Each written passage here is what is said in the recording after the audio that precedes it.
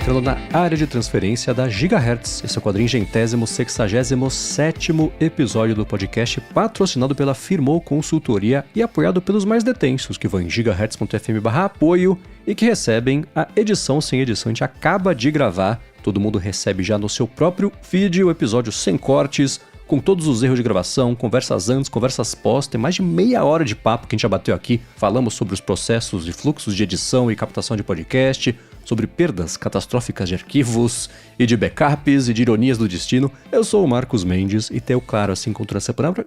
É isso que a gente arruma na edição. Eu sou o Marcos Mendes e tenho claro assim encontrando essa semana por aqui o Arthur de Vigir e o Guilherme Rambo. Tudo bem? Tudo bem, tudo certo. Boa, lembrando e agradecendo a todo mundo que tem mandado as mensagens de apoio, de carinho, ou pra gente mandar pro Coca, ou direto pro Coca. Sigam fazendo isso, a gente mal vê a hora de poder contar com o Coca aqui. Como a gente explicou já em alguns episódios, ele tá se recuperando de um susto e ele volta aqui a gente espera que em breve. Muito bem, eu quero começar o episódio fazendo uma coisa que fazia tempo que a gente não fazia.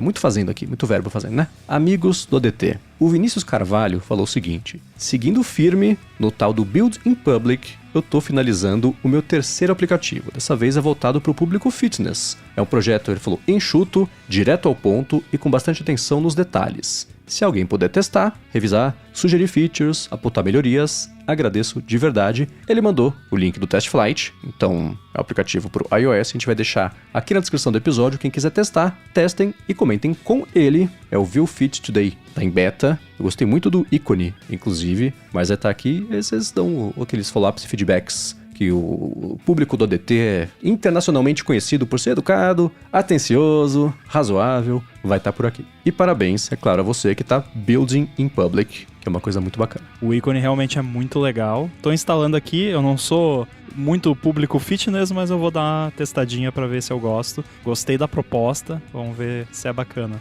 Eu também vou instalar aqui porque eu tô correndo quase todo dia, tô num projeto secreto, não tão secreto assim, então tô correndo bastante. Eu vou baixar, instalar e brincar. E parabéns pelo ícone, realmente queria ter essa criatividade, porque olha, meus ícones são terríveis.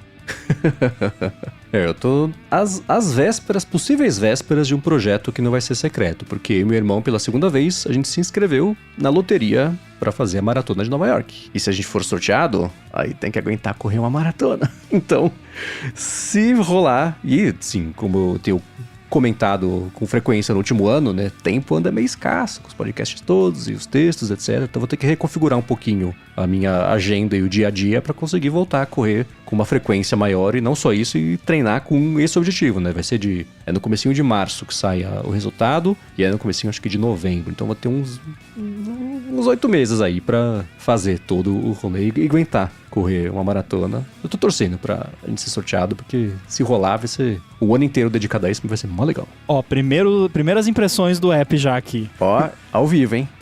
É muito bonito. Eu gostei muito do visual. Ele é bem diferente, assim, não é um app super vanilla, mas ao mesmo tempo tem um feeling nativo, mas eu gostei principalmente da fonte que ele usou. Única crítica, por enquanto, é que, enfim, eu não ligo muito pra isso, mas acho que outras pessoas talvez liguem, que no setup ali dele, na criação do perfil, que inclusive eu gostei bastante das perguntas e tudo, mas ele tava misturando português e inglês. Eu não sei se é a IA que fez isso, ou como é que é, se confundiu porque o meu iPhone tá com a região Brasil e o idioma inglês, mas todos os apps que eu uso estão em inglês, então eu imaginei, mas daí tinha, tipo, algumas coisas estavam em português e outras em inglês, mas obviamente eu entendi tudo, porque eu entendo os dois idiomas, então tudo bem no fim das contas. Só achei um pouco curioso. Então montei já o meu perfil aqui, ele já sugeriu um plano aqui, depois eu conto o que eu achei. Boa. Só uma correção besta, eu falei que é o View Fit Today, não, chama Fit Today. É o Test Flight que fala View Fit Today. Então só pra garantir. Que nem aquele link que eu te mandei lá do aproveitando não sei o que no Vimeo, né? É. Aproveitando seu tempo livre no Vimeo, alguma coisa assim. Textos truncados que dão certo. Esse deu errado. Desculpa e parabéns de novo, Vinícius, pelo seu build in public. Parabéns. E pra quem quiser testar, o link vai estar na descrição. Seria legal também ele mandar a rede social dele pra gente acompanhar o build in public, né? Eu acho que ele não mandou a rede social. Não mandou, então fica de lição de casa pro Vinícius mandar pra gente. Vai lá no... Eu particularmente gosto de acompanhar. Eu acompanhei, inclusive, o desenvolvimento do Loop, aplicativo de Augusto, podcast. Um abraço pra ele. Do Augusto. Que acabou de completar 1 ano, inclusive. Ele tava postando sobre isso. E pra quem não conhece o Loop, eu vou deixar aqui na descrição o link do player de podcast dele. Então, mande a sua rede social pra gente acompanhar. E dá pitaco também, né? Principalmente. E vamos lá, semana passada a gente misturou alguns dos temas clássicos do ADT. Café e tecnologia, né? E não teve jeito, porque a V60, que é um dos métodos, né, mais, sei lá, famosos. Clássicos de fazer café. O café com filtro e o Douglas, a gente falou sobre isso, porque tinha lá o aplicativo, o Daniel tinha feito, né? Que era o v60timer.vercel.app. E a gente até falou rapidinho aqui sobre o aplicativo, etc. E o que choveu de feedback e follow-up de V60. E antes disso até foi curioso, porque a gente falou aqui sobre o lance do Vibe Coding junto com o café, e nessa semana no Accidental Tech Podcast o Marco Arment falou, tinha aqui o negócio de fazer café, tá aqui anotado bonitinho, eu fiz um app aqui de Vibe Coding de café, então acho que esse é tipo, na época que ainda tinha Twitter e que dava pra fazer o aplicativo de Twitter que era pra você aprender a programar, eu acho que o teste de validação do Vibe Coding vai ser fazer o café, que às vezes, né, a gente tá visitando os pais da minha esposa, aí tem mais pessoas, tem menos pessoas, tem o tipo de café, não sei o que lá, então pra ficar mais fácil de calcular a quantidade. Enfim, né? Sobre o lance do V60, chegou aqui um follow-up que foi o do Douglas Rosa. Abraço pro VT, ele tava no ADT ao vivo, inclusive, quando a gente fez. Ele falou, o criador de conteúdo desse canal, que é o Onde Tem Café, que é o Felipe Cavazzi, fez um aplicativo, ele fala, acredito que com alguma coisa de vibe coding, pro método Tetsu Kazuya 4x6. Falou que o web app tá muito bom, customizável, com possibilidade de gravação do histórico de extrações, até com a opção de deixar comentário, observação, né, sobre o resultado. Aí ele falou, tô usando diariamente, me ajudou demais no V60,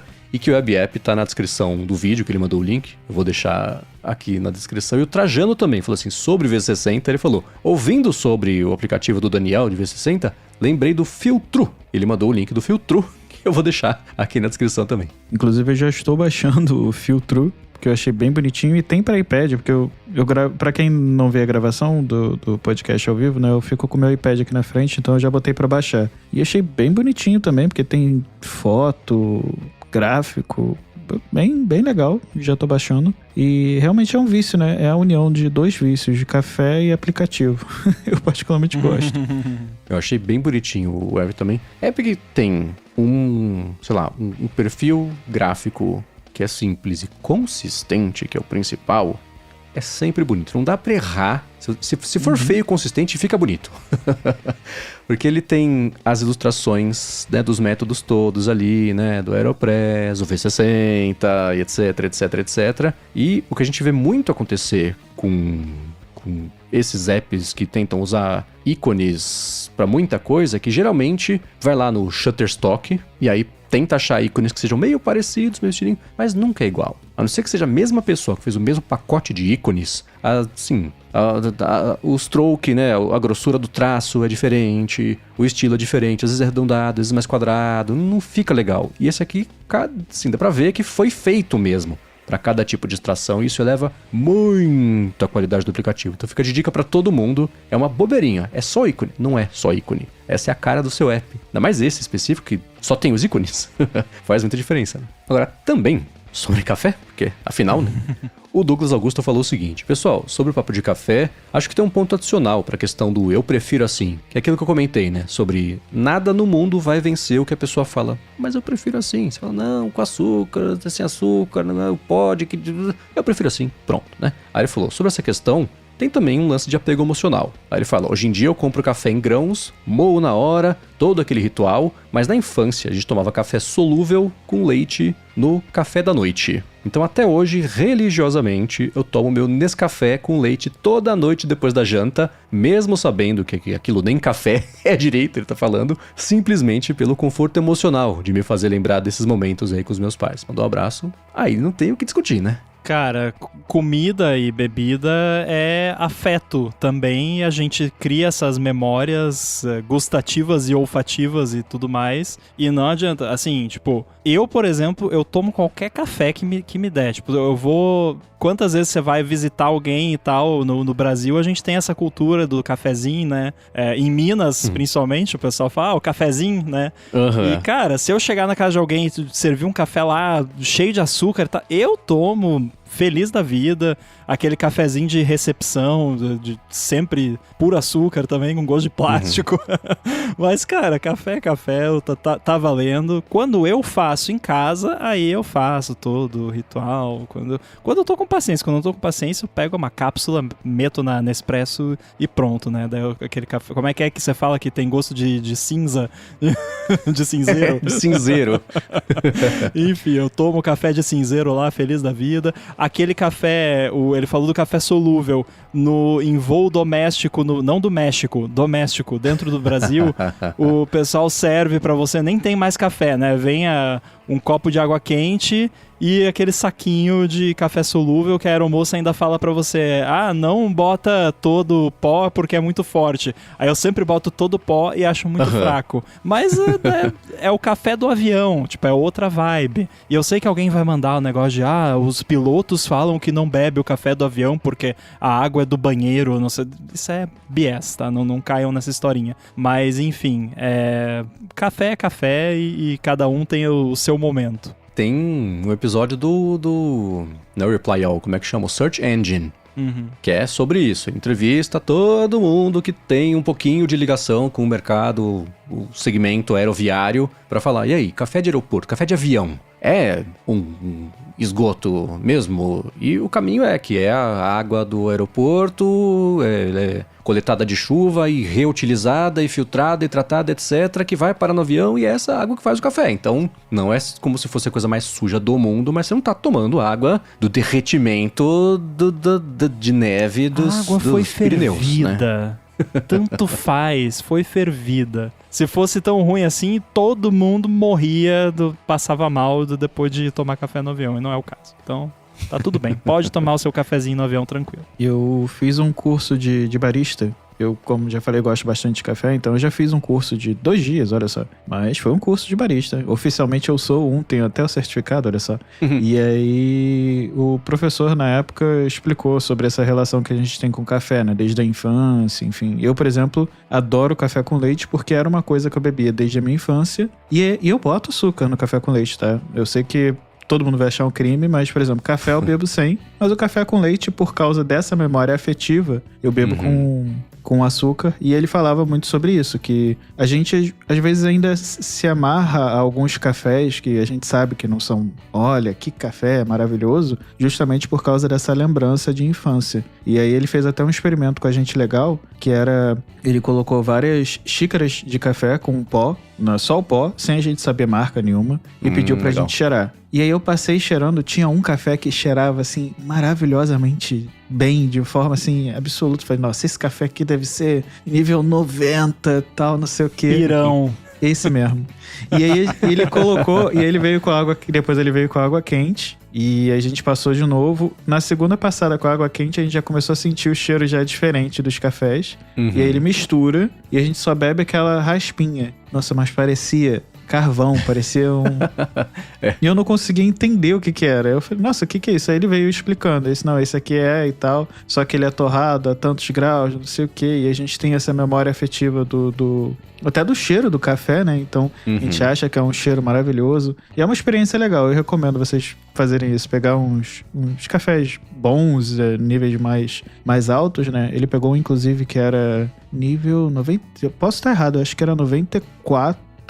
que é um dos mais altos, assim, que tava congelado na geladeira. O café é maravilhoso, assim. Ele fez um expresso que parecia doce. Eu nunca tinha visto aquilo. E assim, vale muito a pena. Eu curto. Pra quem curte café, pega um curso desses, assim, de um dia que é divertido. Vocês já provaram o café Jacu? Já. Jacu inclusive Bird. É um nome maravilhoso, né? Muito apropriado. É bem autodescritivo. Eu nunca me esqueço, eu comprei uma vez, acho que foi na Vero, inclusive, que eu comprei, e aí eu fiz e dei pro Rafa provar e não falei pra ele o que era. Uhum. Aí depois que eu falei, então, você sabe de onde veio esse café? Ele fez... o que eu me lembro, e meu paladar, ele é bem ruim pra fazer identificação, assim, né, orgânica. Mas de ser mais doce do que um café que não passou pelo trato intestinal de um pássaro que não consegue fazer nada com o grão e depois vão colher, né? Que é tipo, eu lembro que isso apareceu com Copiluac, que eu nunca tomei, que esse é caro pra caramba, sim. né? E aí aqui no Brasil acharam lá o jacu que dá pra comer, ele come a fruta e não digere o grão, né? Eu não sei por quê, é porque o Copiluac é um gato selvagem lá, né? Sim, tipo um koala, sei lá que diabo. Eu não sei, pra mim o pássaro é menos nojento do que um gato, whatever, sei lá. Eu não sei, me passa uma vibe mais limpa. Mas enfim, lavou tá novo, né? Então, né? Pois é, mas eu comprei... Tem pra vender na loja no aeroporto lá do Espírito Santo. A gente passou 2 vezes em um ano. A gente foi pra Baixo Guandu, né? Que tem inclusive um ouvinte aqui do podcast, Baixo Guandu. Abraço pra você. Depois a gente foi pra Vitória pra um casamento, uma coisa assim. E a gente passou 2 vezes no aeroporto de lá e tinha. Custava, sei lá, no aeroporto, né? Então, a culpa é minha, mas... R$120 o saquinho lá de 300 gramas. Eu esperava até que fosse mais caro, tá? Eu teria comprado, eu acho. Então. Só pela sacanagem. Mas eu lembro de ser mais doce. O oposto de... Já tomaram café de grão fermentado? Já. Não, esse não. Nossa, esse não. Eu não sei você. Pra mim tem cheiro de lixo molhado. É muito ruim. Olha, eu não me lembro muito, então provavelmente eu não odiei, assim, porque eu, no geral, eu não gosto muito de coisas fermentadas como um todo, assim, eu gosto, tipo, coisa fermentada, eu gosto de iogurte e queijo só, né, e vinho, mas enfim, não é comida, né, se bem que há controvérsias, tem gente que diz que vinho deveria ser considerado alimento, enfim. Na Argentina ele é o imposto de alimento, aprendi isso nessa viagem que eu fiz agora. Eu lembro que queriam fazer essa mudança no Brasil uma época e não rolou, mas enfim, no Brasil nunca baixa imposto de nada, só sobe, mas esse lance do café fermentado eu não lembro de ter sido muito chocante, assim. Então não foi nem muito bom, nem muito ruim. Ficou meh. Nossa, não rolou, não. E o Henrique, Félix e o Mota me corrigiram. Esse procedimento que eu fiz se chama cupping. Eu tinha me esquecido. Valeu, gente. Obrigado mesmo. Mas todo esse processo de experimentar o cheiro e, enfim, passar com a água se chama cupping. Inclusive o Henrique falou aqui que começou a tomar café por causa da gente. Nossa! Desculpa. Eu sempre falo desculpa, porque eu não sei não sei se isso é bom ou se é ruim, mas deve ser bom, né? Tanta gente querendo parar de beber café, você começou por causa do ADT, né? Que também tem que, se me permitem um mini rant aqui, tem que parar com essa coisa de tudo que é bom tem que parar. Tipo, cara... Né? Café, das coisas que você poderia consumir no seu dia a dia que fazem mal, café tem muitos benefícios, inclusive. É só não exagerar, né? Toma ali 2 cafezinhos por dia, tá bom. Não precisa tomar 1 litro de café que nem eu tomava uma época da minha vida aqui. Eu trabalhava em rádio e levava uma térmica de café com açúcar e tomava, né? E claro também, se for tomar sempre com açúcar, pode acabar tomando uma quantidade muito grande de açúcar. Tem que se controlar, mas assim, parar, não precisa parar. É igual aquele meme, né? Fulano morreu porque tomou 200 xícaras de café. Ou seja, o limite é 199. Exatamente. E na semana passada, esse papo todo do café, etc., veio por conta que a gente comentou, né, do Daniel que fez o aplicativo do V60, e foi dentro de um papo dos nossos experimentos aqui, tentando, né, com vários graus de mão na massa junto com vibe coding, sendo o meu 0 mão na massa, e vocês, Arthur e o Rambo, sabem um pouquinho mais sobre isso. E o Marcelo Lopes falou o seguinte: inspirado pela empolgação do Arthur ao criar um aplicativo mobile só com IA no Antigravity, resolvi compartilhar minha experiência. Mesmo sendo desenvolvedor full stack, web em PHP e sem experiência com React Native ou Flutter, eu me desafiei a fazer um aplicativo mobile usando IA. Em cerca de 3 semanas, fiz o Cirrus Trend e consegui publicar na App Store, no Google Play também, mesmo nunca tendo feito isso antes. Ele falou que a empolgação foi tão grande que até paguei as contas de dev e lancei o aplicativo. Hoje entendo perfeitamente o entusiasmo do Arthur. Ele mandou o site, que é claro, a gente vai deixar aqui na descrição. E, claro também, parabéns pro Marcelo por ter, em 3 semanas, ido do começo ao fim nessa ideia. Bem legal, né? Muito bacana, bem bonito, inclusive, o site.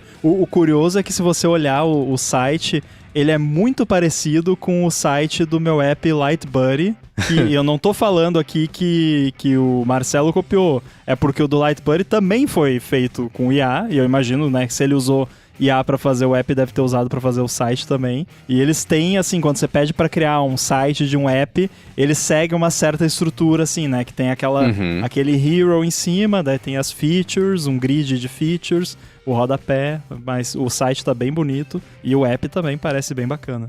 Tem lance da popularidade das séries, achei legal isso. Tá bem bonitinho, realmente. Eu tô curioso pra ver o aplicativo. Eu só vi o site aqui rapidinho, depois eu vou baixar o aplicativo também. Mas que bom que a gente inspirou, né, a desenvolver algo novo. E eu não sei se ele tá tendo problema com o Anti-Gravity, porque acho que todo mundo que eu recomendei teve problema depois, inclusive eu. Então... Cara, eu tava mó feliz.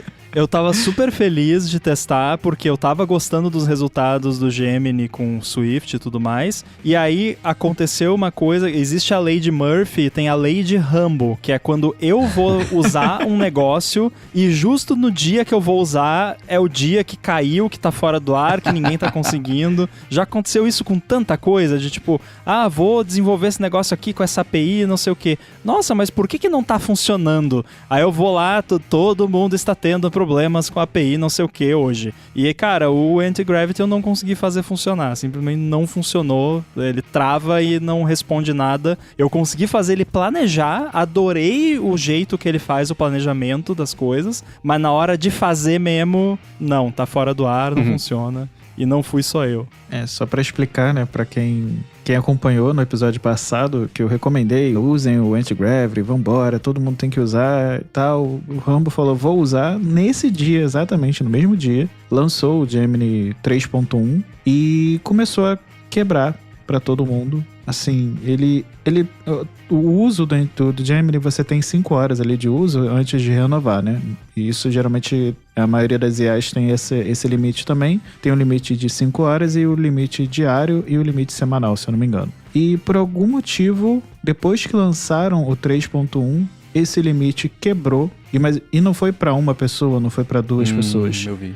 No site do Google Developers tem uma lista gigante de reclamações, muita gente reclamando, muitos tópicos abertos sobre isso, porque essas 5 horas passaram para 24 para algumas pessoas. Eu peguei esse de 24 horas, eu fiquei de castigo por 24 horas sem poder fazer o vibe coding, e eu tive conhecidos que ficaram 165 horas sem poder utilizar o aplicativo. E não foi só ele. Você entra nessa listagem, tem gente com 170, 180 e não, e tem uma galera muito pé da vida lá, falando Sim. tipo, pô, eu pago o plano Master Blaster Ultra de $500 por mês e me bloqueou aqui por uma semana. Exato. Eu quero um reembolso dessa porcaria. Claro. Tipo, né, muito ruim, terrível. Só que no meu caso é pior ainda, porque ele nem me deu prazo, nada. Simplesmente não funciona. Ele não faz nada. E aí no Visual Studio Code que eu tenho lá com o Copilot, o GitHub paga pra mim por algum motivo, eu tenho lá o Gemini 3.1 e ele funciona. Só que volta e meia, este modelo está sobrecarregado, tente daqui a pouco. Então tá bem ruim mesmo. E esse detalhe que o Rambo falou do planejamento dele, eu não consegui replicar em nenhum outro aplicativo. Eu tentei brincar aqui com VS Code, fazer algumas integrações para ver se funcionava, e realmente não tem. Isso é algo dele, esse planejamento. É sensacional. E é muito bonitinho, que ele mostra uma lista exata ali do que ele vai fazer. Você pode colocar comentário, e aí em cima dos comentários ele altera a lista. Nossa, assim, é muito legal. É muito bom. Ele faz um questionário bonitinho e daí você vai respondendo. E assim, eu sei que, por exemplo, o Cloud, na linha de comando, ele faz algo parecido, mas não é a mesma coisa porque é na linha de comando, daí não é tão bonitinho. Uma coisa que me irrita atualmente de usar esses modelos, principalmente no Xcode, que você fica limitado a uma janelinha minúscula ali no canto, e não tem nem como aumentar o tamanho do texto, pelo menos eu não descobri como. Eu já sou uma pessoa que eu uso óculos para usar o computador, então eu já uso uma fonte um pouquinho maior para não cansar a vista, mas a fonte do Xcode ali do chat é minúscula, é tipo tamanho 11 e fica naquela janelinha. O Gemini, o Anti-Gravity, foi o primeiro que eu vi até agora que você conversa com ele na janelinha do chat, mas aí ele monta o planejamento e ele mostra um relatório gigante, bonitão, formatado no meio da tela, com todo o espaço que você quiser, e se você apertar comando mais, comando menos, ele aumenta, diminui a fonte. Tipo, é confortável de usar. Pena que não funciona, né? Só faltou funcionar. Eu tô há quase uma semana usando bem mais ou menos, assim, com medo de gastar meus créditos, porque sei lá, vai que eu seja banido por um mês. Mas assim, é uma pena. Todo dia eu entro lá no fórum pra ver se o Google respondeu. Hoje mesmo saiu uma atualização, mas não teve nada referente a isso, até porque é algo mais de servidor do que de software, né? Mas é uma pena, assim, porque é um aplicativo muito bom, muito legal, a ideia é muito boa, mas tá difícil de recomendar agora. Pra mim parece que eles fizeram um deploy disso sem considerar a demanda que teria, que eles simplesmente não estão dando conta da demanda. Então, cara, rollback, tipo, exato, tira do ar esse 3.1, porque aí você tenta usar o 3.0, ele fala, usa o 3.1. Cara, você não tá conseguindo servir o 3.1, então tira do ar essa porcaria, arruma, enquanto isso você volta o modelo anterior. É claro que se fosse simples assim como eu tô falando, eles já teriam feito, mas quando você faz esse tipo de deploy, você tem que pensar que pode dar ruim e tá preparado para uma contingência. E a aparência que dá é que eles não estão nem aí, parece que o Google nem sabe que tá tendo problema, sendo que eles obviamente sabem porque tá todo mundo reclamando. No dia que eu tive o problema lá, eu entrei no Down Detector e tava lá um spike gigantesco no Gemini lá, tipo, pessoas estão tendo problema com esse serviço. Então eles sabem que o negócio não tá funcionando, mas tipo, traços, não falam nada, não. Tipo, pra mim isso já era de ter pronunciamento, gente, sabemos que está ruim, né? Até agora nada, né? Eu não vi nada sobre eles tomarem atitude. Eu tinha visto, acho que foi o Arthur mesmo que tinha mandado isso, que eu tinha visto inicialmente, que era uma pessoa, 180 horas, já tinha acontecido antes, esperei, agora de novo, não dá, etc. E um monte de gente falou, sim, me too, né? Então, mas de atitude mesmo também não vi. Eu tô torcendo, acho que é a primeira vez que eu torço pra uma empresa copiar a ideia da outra, pra ver se copia pelo menos esse planejamento pro VS Code, porque foi o que o Rambo falou, acho que é a melhor parte porque no final das contas é um agente igual a todos os outros, e aí ele funciona melhor aqui, funciona melhor ali, pior aqui, pior ali, mas esse planejamento enfim, essa integração com o VS Code do Google, vamos colocar dessa forma, porque o Anti-Gravity nada mais é do que isso, funciona muito bem. Então eu tô torcendo para que as outras empresas copiem isso, que realmente para mim funciona muito bem. Agora, essa eu compartilhei com o Rambo. Ontem, a gente tá gravando na quinta-feira, né? E a gente tá gravando na quinta-feira porque na quarta-feira eu fui no evento em São Paulo à noite, no evento da Alura, que a gente juntou algumas pessoas de alguns podcasts de IA e fez lá um evento, foi na FIAP, na verdade, pra falar sobre o mercado, o futuro, como é que tá, etc. Claro que Vibe Code entrou no papo. E aí, terminou o evento, eu peguei um Uber pra ir na rodoviária pra voltar aqui pra São José dos Campos. E aí, eu tava com a mala da Norveg, né? Computador e tal, aí peguei o Uber na Paulista no computador, aí o Uber começou a puxar a conversa, você tá... E aí eu ia pra rodoviária, pra onde você vai, né? E contei, tô voltando pra cá, São José, vim pra cá pra um evento hoje. Aí ele perguntou, era de tecnologia? Falei, sim, era um evento de IA. Aí ele, é mesmo? Porque eu fiz um Vibe Code num aplicativo, eu sou contador, né? Eu fiz um Vibe Code no aplicativo aqui no Replit, que é para fazer a minha empresa, que vai ter uns agentes que vão orquestrar um sistema de geração de nota, administração do CNPJ dos clientes. E eu pedi para ele, fez uma integraçãozinha bonitinha com o Stripe, não sei o que. Eu falei, caramba, cara, que loucura. Eu até brinquei com assim, se fosse no Vale do Silício, ele tinha já pedido para mim um seed money, investimento para fazer o app dele, então tá de verdade pegando isso. Claro que ainda assim é dentro de um mundo de tecnologia, né, pequeno, né? Tem aquele dado que fala que, sei lá, só 17% da população mundial já mexeu ou mexe ativamente com IA. Então a gente tá num grupo, né, que não é exatamente representativo de toda a população humana. Aí tem outro, até isso o pessoal até comentou no evento também, né? O Internei, sabe o Ednei? Ele falou assim, que sei lá, se você pegar então a população economicamente ativa e vai para 65%,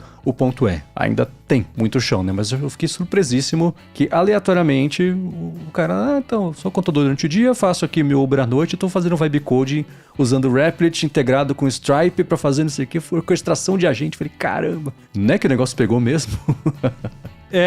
Inclusive eu fui ver agora aqui, eu abri o Down Detector e vi que hoje ao longo do dia teve um monte de problema com o Gemini, mas agora não estava tendo. Aí eu abri o Anti-Gravity aqui, já tava o projeto aberto ali que eu tava mexendo que não consegui no outro dia, aí eu mandei uma mensagem de teste ali, failed to send. Que era o problema que eu tava tendo. Qualquer mensagem que eu mandava dava fail to send. Parecia que ele nem tentava mandar a mensagem. Mas aí apareceu, reinicie para atualizar o Anti-Gravity. Aí eu reiniciei, mandei a mensagem e foi, agora ele tá trabalhando ali. Então funcionou. Pela a primeira vez em uma semana que eu consigo fazer o Anti-Gravity rodar alguma coisa. Então já é um avanço. Amanhã para de novo. Vamos ver. E sobre o Bollywood, que é o aplicativo do Arthur, o Ezequiel França falou o seguinte: Arthur, feedback totalmente não solicitado, portanto, livre para ignorar. Alguns pontos sobre o Bollywood. Eu moveria a barra de informação para a barra de cima, né, superior. Nas telas Minha Lista e Bolão, abraçaria a API, ótimo, né? A API nativa de conteúdo vazio do SwiftUI. Falou também da imagem do pôster, no detalhe que tá sem bordas, aí deu faniquito para ele. Fazer teste com transição morfológica entre o filme e os detalhes. E deu aqui os componentes e as APIs e a sintaxe toda de fazer isso. Mas disse, já estamos usando em casa, bacana a ideia, parabéns e abraços. Todo feedback é bem-vindo, valeu mesmo. Como eu até comentei no episódio passado, eu tentei não mexer em código e evitar dar sugestões para ele ao máximo.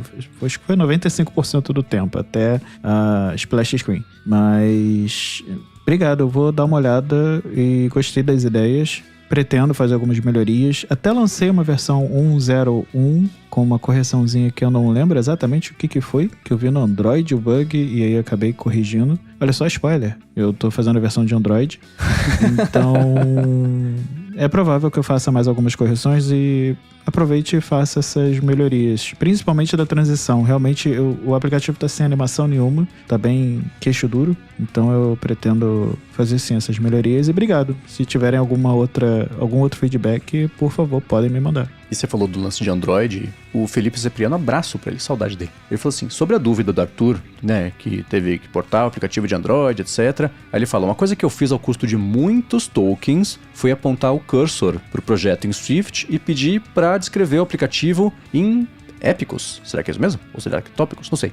E Stories. Aí depois criei um projeto novo, só com essa documentação, fui pedindo pro agente implementar no aplicativo Android com Jetpack Compose. Tive medo de só apontar o código do aplicativo iOS direto, ele criar uma coisa que fosse meio alien no Android, mas acho que hoje tentaria fazer assim. Curiosamente, é um aplicativo para calcular batch e porcentagem alcoólica de coquetéis.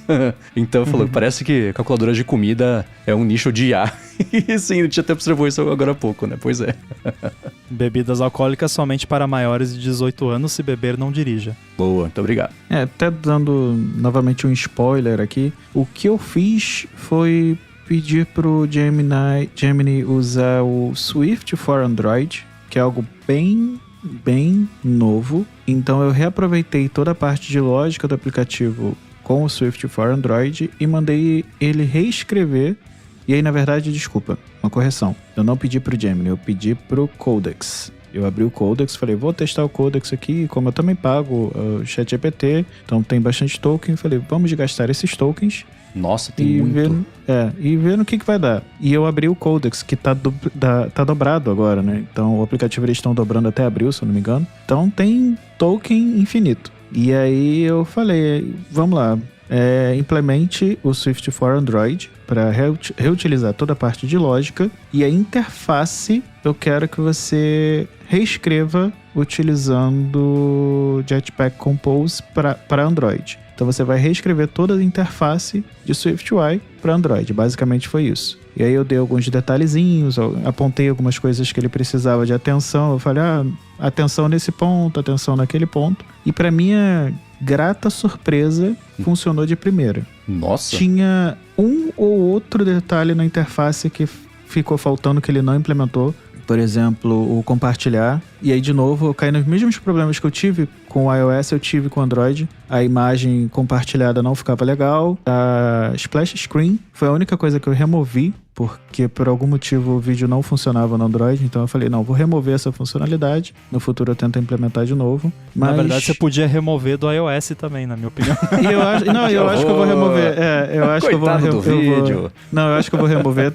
É que assim, semana passada eu até comentei, mas é uma coisa que a pessoa só vai ver uma vez e tal, mas daí eu percebi que é toda vez que abre o app. Se for, deixa só na primeira vez que abre o app, aí fica como uma intro bonitinha, né, porque toda vez que abre o app começa a ficar chato. Eu concordo, eu tô me irritando. Imagina eu que tô rodando toda hora o aplicativo pra fazer teste. Então eu vou... Bom, acho que você eu vou tá fazer rodando toda hora e não botou uma flag de teste pra desabilitar isso? Não.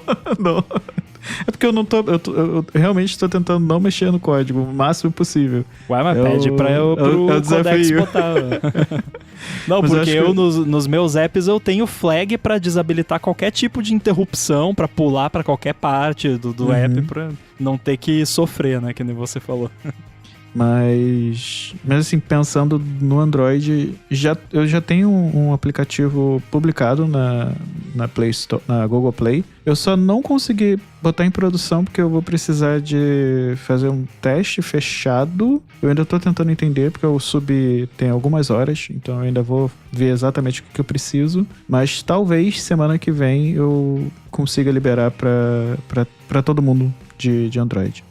Bacana, hein? E pro pessoal... Se tiver como testar, me manda, porque eu tenho um Android aqui. Não sei se eu não sei que versão de Android que suporta, mas posso testar. É porque eu não sabia, eu já não subi aplicativo para Android faz um bom tempo. Eu já fui desenvolvedor full Android, aí eu migrei para iOS, mas enfim. Agora, para você publicar o seu primeiro aplicativo, você precisa fazer um teste fechado com 12 pessoas. Isso para mim é novidade, assim, antes dele ir para produção, você precisa fazer esse teste. Então... Pô, até que não é ruim a ideia, hein? Porque, tipo, se você quer realmente publicar um app, você consegue 12 pessoas para testar o app, né?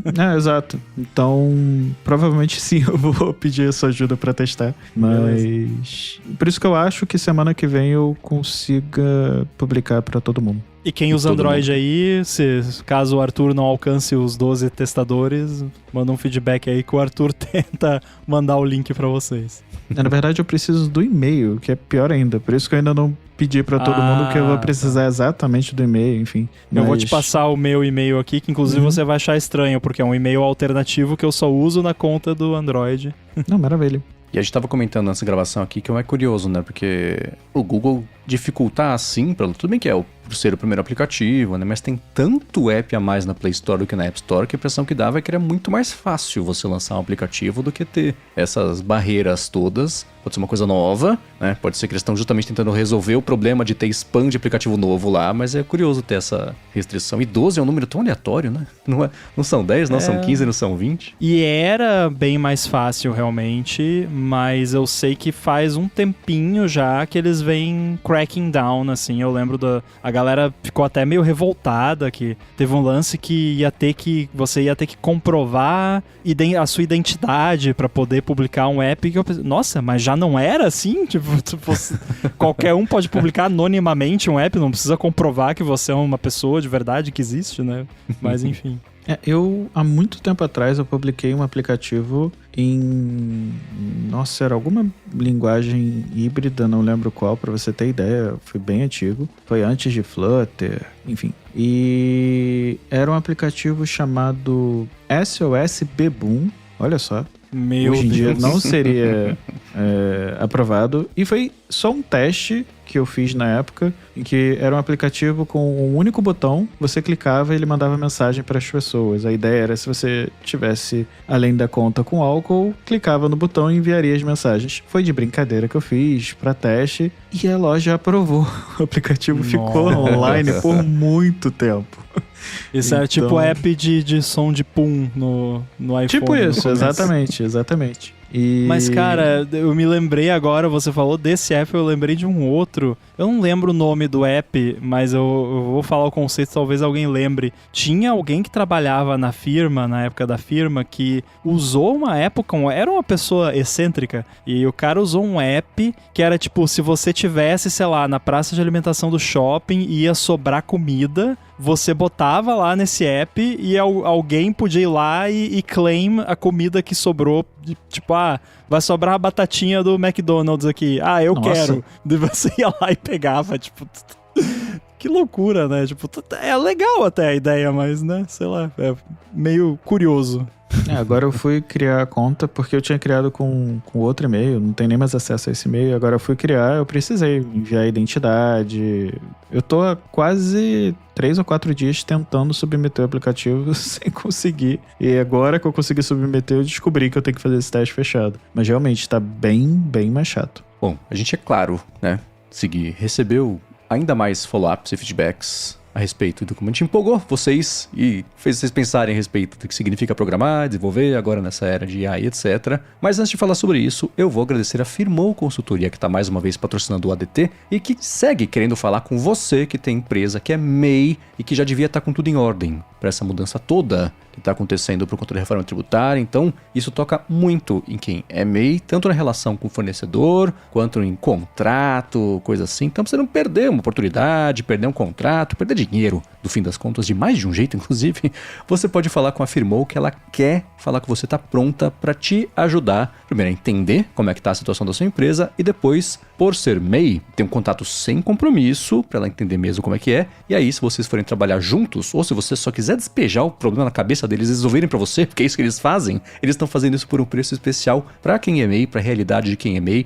Então vai no Facebook, vai no Instagram, procura por @Firmou Consultoria, que assim como ela faz pra gente aqui todo dia, ela também vai resolver isso pra você. Então, mais uma vez, @Firmou Consultoria no Facebook ou no Instagram, resolve a sua empresa. Muito obrigado a Firmou pelo patrocínio de mais esse episódio do ADT e pelo apoio a toda a Gigahertz. Valeu! Já tô preparando os informes pro imposto de renda. Já vai se preparando aí, Firmou.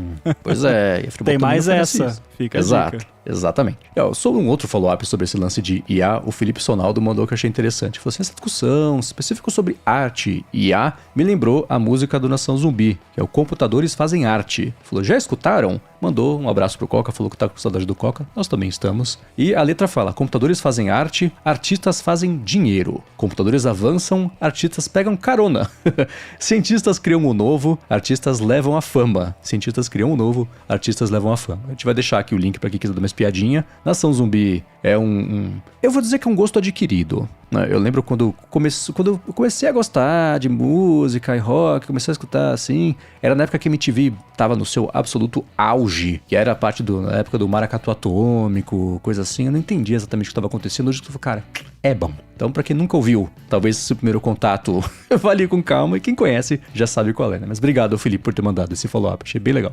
E, cara, eu não suporto esse tribalismo e como se fosse time de futebol com música ou qualquer tipo de arte. Eu vejo, às vezes, uns vídeos fantásticos de galera fazendo música eletrônica, uma maneira, sempre tem algum idiota, mas qualquer um com um computador faz isso, né? Daí eu sempre penso, tá, então faz você aí, quero ver, né?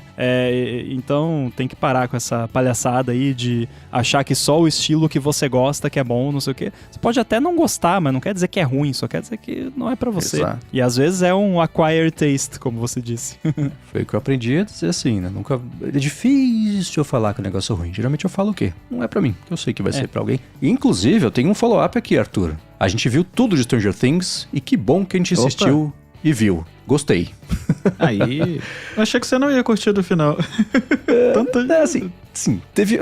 O contexto não sei se foi em off que a gente comentou, se entrou numa edição sem edição, se entrou, mas eu tinha... Quando voltou, né, Stranger Things pra última temporada, e o Arthur eu sei que gosta bastante, né? A gente tinha falado sobre isso. Eu falei, eu vi a primeira temporada, foi bacana, a segunda eu vi o primeiro, o segundo, terceiro. Eu falei, putz, beleza, entendi, passou e beleza. Mas eu tava afim de alguma coisa pra ver, e era novo, e tava rolando. Eu falei, quer saber, vamos assistir. Cara, passado a partir na segunda temporada, eu falei, putz, eu não sei se eu vou conseguir. Porque eu senti os mesmos problemas que eu senti a primeira vez, só eu insisti. Cara, que bom, gostei. Eles têm um sério problema de ter que o tempo inteiro explicar o que tá acontecendo. Todo episódio tem que rabiscar um papel, tem que pegar uma caneca e botar uma caneta dentro e girar a caneta pra mostrar. Sem dar spoiler. Eu reclamei tanto disso aqui, cara, é tipo, olha aqui, seu idiota, eu vou desenhar pra você, seu burro. Vou parar tudo e desenhar o que está acontecendo. Isso sem entregar nada sobre a história. O penúltimo episódio. Sim, se você chegou até aqui no penúltimo episódio, você vai assistir, né? Com sorte você tá entendendo o que tá acontecendo. Mas eu acho que eles não achavam que as pessoas estavam entendendo o que tá acontecendo. E é muito engraçado. Eles pegam todo mundo da série, botam numa sala, aí começa a escrever no vidro o que tá acontecendo. Aí corta pra uma outra cena. Aí volta pro povo da sala. Tem uma outra pessoa escrevendo do lado no vidro o plano dela do que tem que acontecer. Aí as pessoas começam a falar, aí corta a cena. Aí volta. Aí eles saem da sala, vão pra sala do lado e começam a explicar um outro plano. Cara, isso... Mas a história... O curioso é overall, que a ideia é você explicar pra quem não tá prestando atenção, ou, né, enfim, ou pra quem é burro mesmo. Mas pra mim isso tem o efeito contrário, porque daí eu tô no flow ali da ação, da coisa acontecendo, aí corta pra um negócio que aí vai perder a minha atenção, porque eu já sei o que tá acontecendo. Só tá explicando o que eu já sei, então eu vou olhar o passarinho passando na rua, vou olhar pro celular, vou olhar pro Yoshi, não vou olhar mais pra... Aí volta o negócio, aí tá, não, mas onde é que tava mesmo? Não, agora eu preciso da explicação, porque vocês interromperam o fluxo do negócio. Isso me irrita profundamente. Tinha que ter 2 edições nas coisas. A edição pra quem não entende as coisas ou não tá prestando atenção, e a edição pra adultos. Essa última temporada foi muito criticada por causa disso. N outros motivos. É porque eu acho que, como você não deve ter acompanhado todo em termos gerais, o bafafá, vamos colocar assim, da última temporada. Eu sei que foi tudo off-camera. Tudo aconteceu off-camera. Exato. E aí tem boatos, enfim, teve cenas gravadas falando que eles não tinham o roteiro finalizado e que muita coisa foi feita durante a gravação da temporada. Teve várias falhas de roteiro. Isso, depois que a gente acabou a temporada, viu o documentário sobre a última temporada, eles começam falando nisso. Que eles começaram a gravar sem estar com o final escrito. Isso sim. Exato. Eu particularmente... Todos esses anos e não conseguiram terminar o negócio direito, sabe? Overthinking é um problema que afeta todo mundo, Rambo. Eu particularmente não me incomodei com essas falhas de roteiro, pelo contrário, eu gostei. Também me incomodo com essa explicação exagerada. É igual aquelas... Toda vez que tem algum filme que vai explicar viagem no tempo, tem que pegar um papel, botar com as pontinhas juntas e furar com um lápis, né? Sempre tem essa cena. E é isso o tempo inteiro. Mas eu particularmente também gostei. E que bom, né? Porque foram 5 temporadas, então a gente acompanha por tanto tempo. Nossa, e teve tanta referência de Volta pro Futuro nessa temporada. Nossa, eu não sei se vocês pegaram, mas eu peguei várias. Não vou falar nenhuma aqui, porque daí ia dar muito spoiler, mas tem várias. Sim, exato. E eu curti bastante. Que bom que você curtiu, porque foi muito tempo assistindo, né? Não, e assim, apesar de todas essas críticas que eu falei aqui, eu adorei também. Achei divertidíssimo. Tem esses problemas, mas não estraga tudo. Eu acho que o que mais me incomodou não foram nem as explicações. Eu agora tô lembrando a minha crítica na época, mas eu acho que o que mais me incomodou foram algumas atuações. A atuação da Eleven, por exemplo, eu acho bem sensal perto de alguns outros atores e atrizes ali da série. Fora que virou um negócio meio Chaves, assim, né? A galera exato. super velha, a guria com a cara toda harmonização facial ali, e é uma criança, né? Entre aspas. Não era mais criança, mas vocês entendem. É porque a gente tem alguns... Por exemplo, a Max, eu acho que é uma atuação bem acima do resto das outras crianças, muito entre aspas. Mas, tirando isso, assim, eu também curti. Eu acho bem divertido. Pra mim rolou. Ainda bem que a gente assistiu. Eu não sabia de nenhum... Tem uma coisa que eles comentam nesse documentário também, que eu tinha observado com a Lari. Quem nunca viu Stranger Things, pule 10 segundos. Eu vou dar o tempinho pra vocês e já comento o que é. Então vamos lá. Pulem 10 segundos. Último aviso, hein? Vou falar. Então tá. Vocês dois viram, né? Sim. Então tá, que ninguém morre. Isso é o tempo. E aí depois dá mais um tempinho e pronto, né? Espero que vocês tenham pulado e não tenham... Porque aí depois eu vi que isso foi uma coisa que até foi discutida durante o desenvolvimento da série. Eu tinha observado com a Lari, que eu falei, é outra coisa também que eu acho que é meio pra geração Netflix, assim, de... Sei lá, eu acho que a explicação também, toda essa explicação também acho que faz parte da geração mais atual, que a galera não tem tanta atenção. Tem o lance da geração, mas tem o lance de escolha de como você vai fazer o negócio, porque existem séries que saem agora que não tem essas questões aí que a gente acabou de falar, inclusive aqui o Marcos falou que não pode repetir aqui, pra quem não pegar spoiler, mas tem séries que, por exemplo, Fallout não é assim. Só ver Dark. Veja Dark. Dark, por exemplo, eu até hoje não entendi o final da série. Brincando, eu entendi o final da série, mas é uma confusão de árvore genealógica tão grande na série que até hoje eu não sei quem é pai de quem é filho de quem. Nossa, então eu também não, porque quer ver eu confuso é começar a falar da prima, da sobrinha, do cunhado, nossa, eu já... É muito indirection, né? Vai redirecionando ali. É porque Dark tem viagem no tempo, pra quem não viu a série, mas basicamente é isso. A série Dark é totalmente viagem no tempo e as famílias começam a se misturar dentro de uma cidadezinha pequena, e é uma série alemã, se eu não me engano. Então, os nomes também são complicados, não são nomes simples, que você não é Arthur, irmão de João. Então, a coisa já começa a complicar aí também. E Dark, por sinal, é uma baita série, também recomendo. Quem não assistiu, assista. Mas é complicado de entender e eles não fazem questão de ficar reexplicando as coisas. Eles passam por cima. Não entendeu, volta e assiste de novo. Eu prefiro quando é assim, sabia? Eu também trabalho de quem tá assistindo, sabe? E eu tenho uma entrevista que eu vi faz um tempo com a Jamila Jamil, que fez a Tahani de The Good Place. Ficou famosa essa entrevista, ela é recente, que ela falou que agora a Netflix tá falando pras pessoas, né, tá fazendo um roteiro pra ficar mesmo, reafirmando, explicando o que tá acontecendo, porque o pessoal veio com o telefone na mão e não presta atenção. Então se a pessoa, mesmo vendo com o telefone na mão, não tá prestando atenção, se ela sentir que não tá acompanhando a série é ruim. E aí para de ver. Então que tem esse medo mesmo de ficar assim.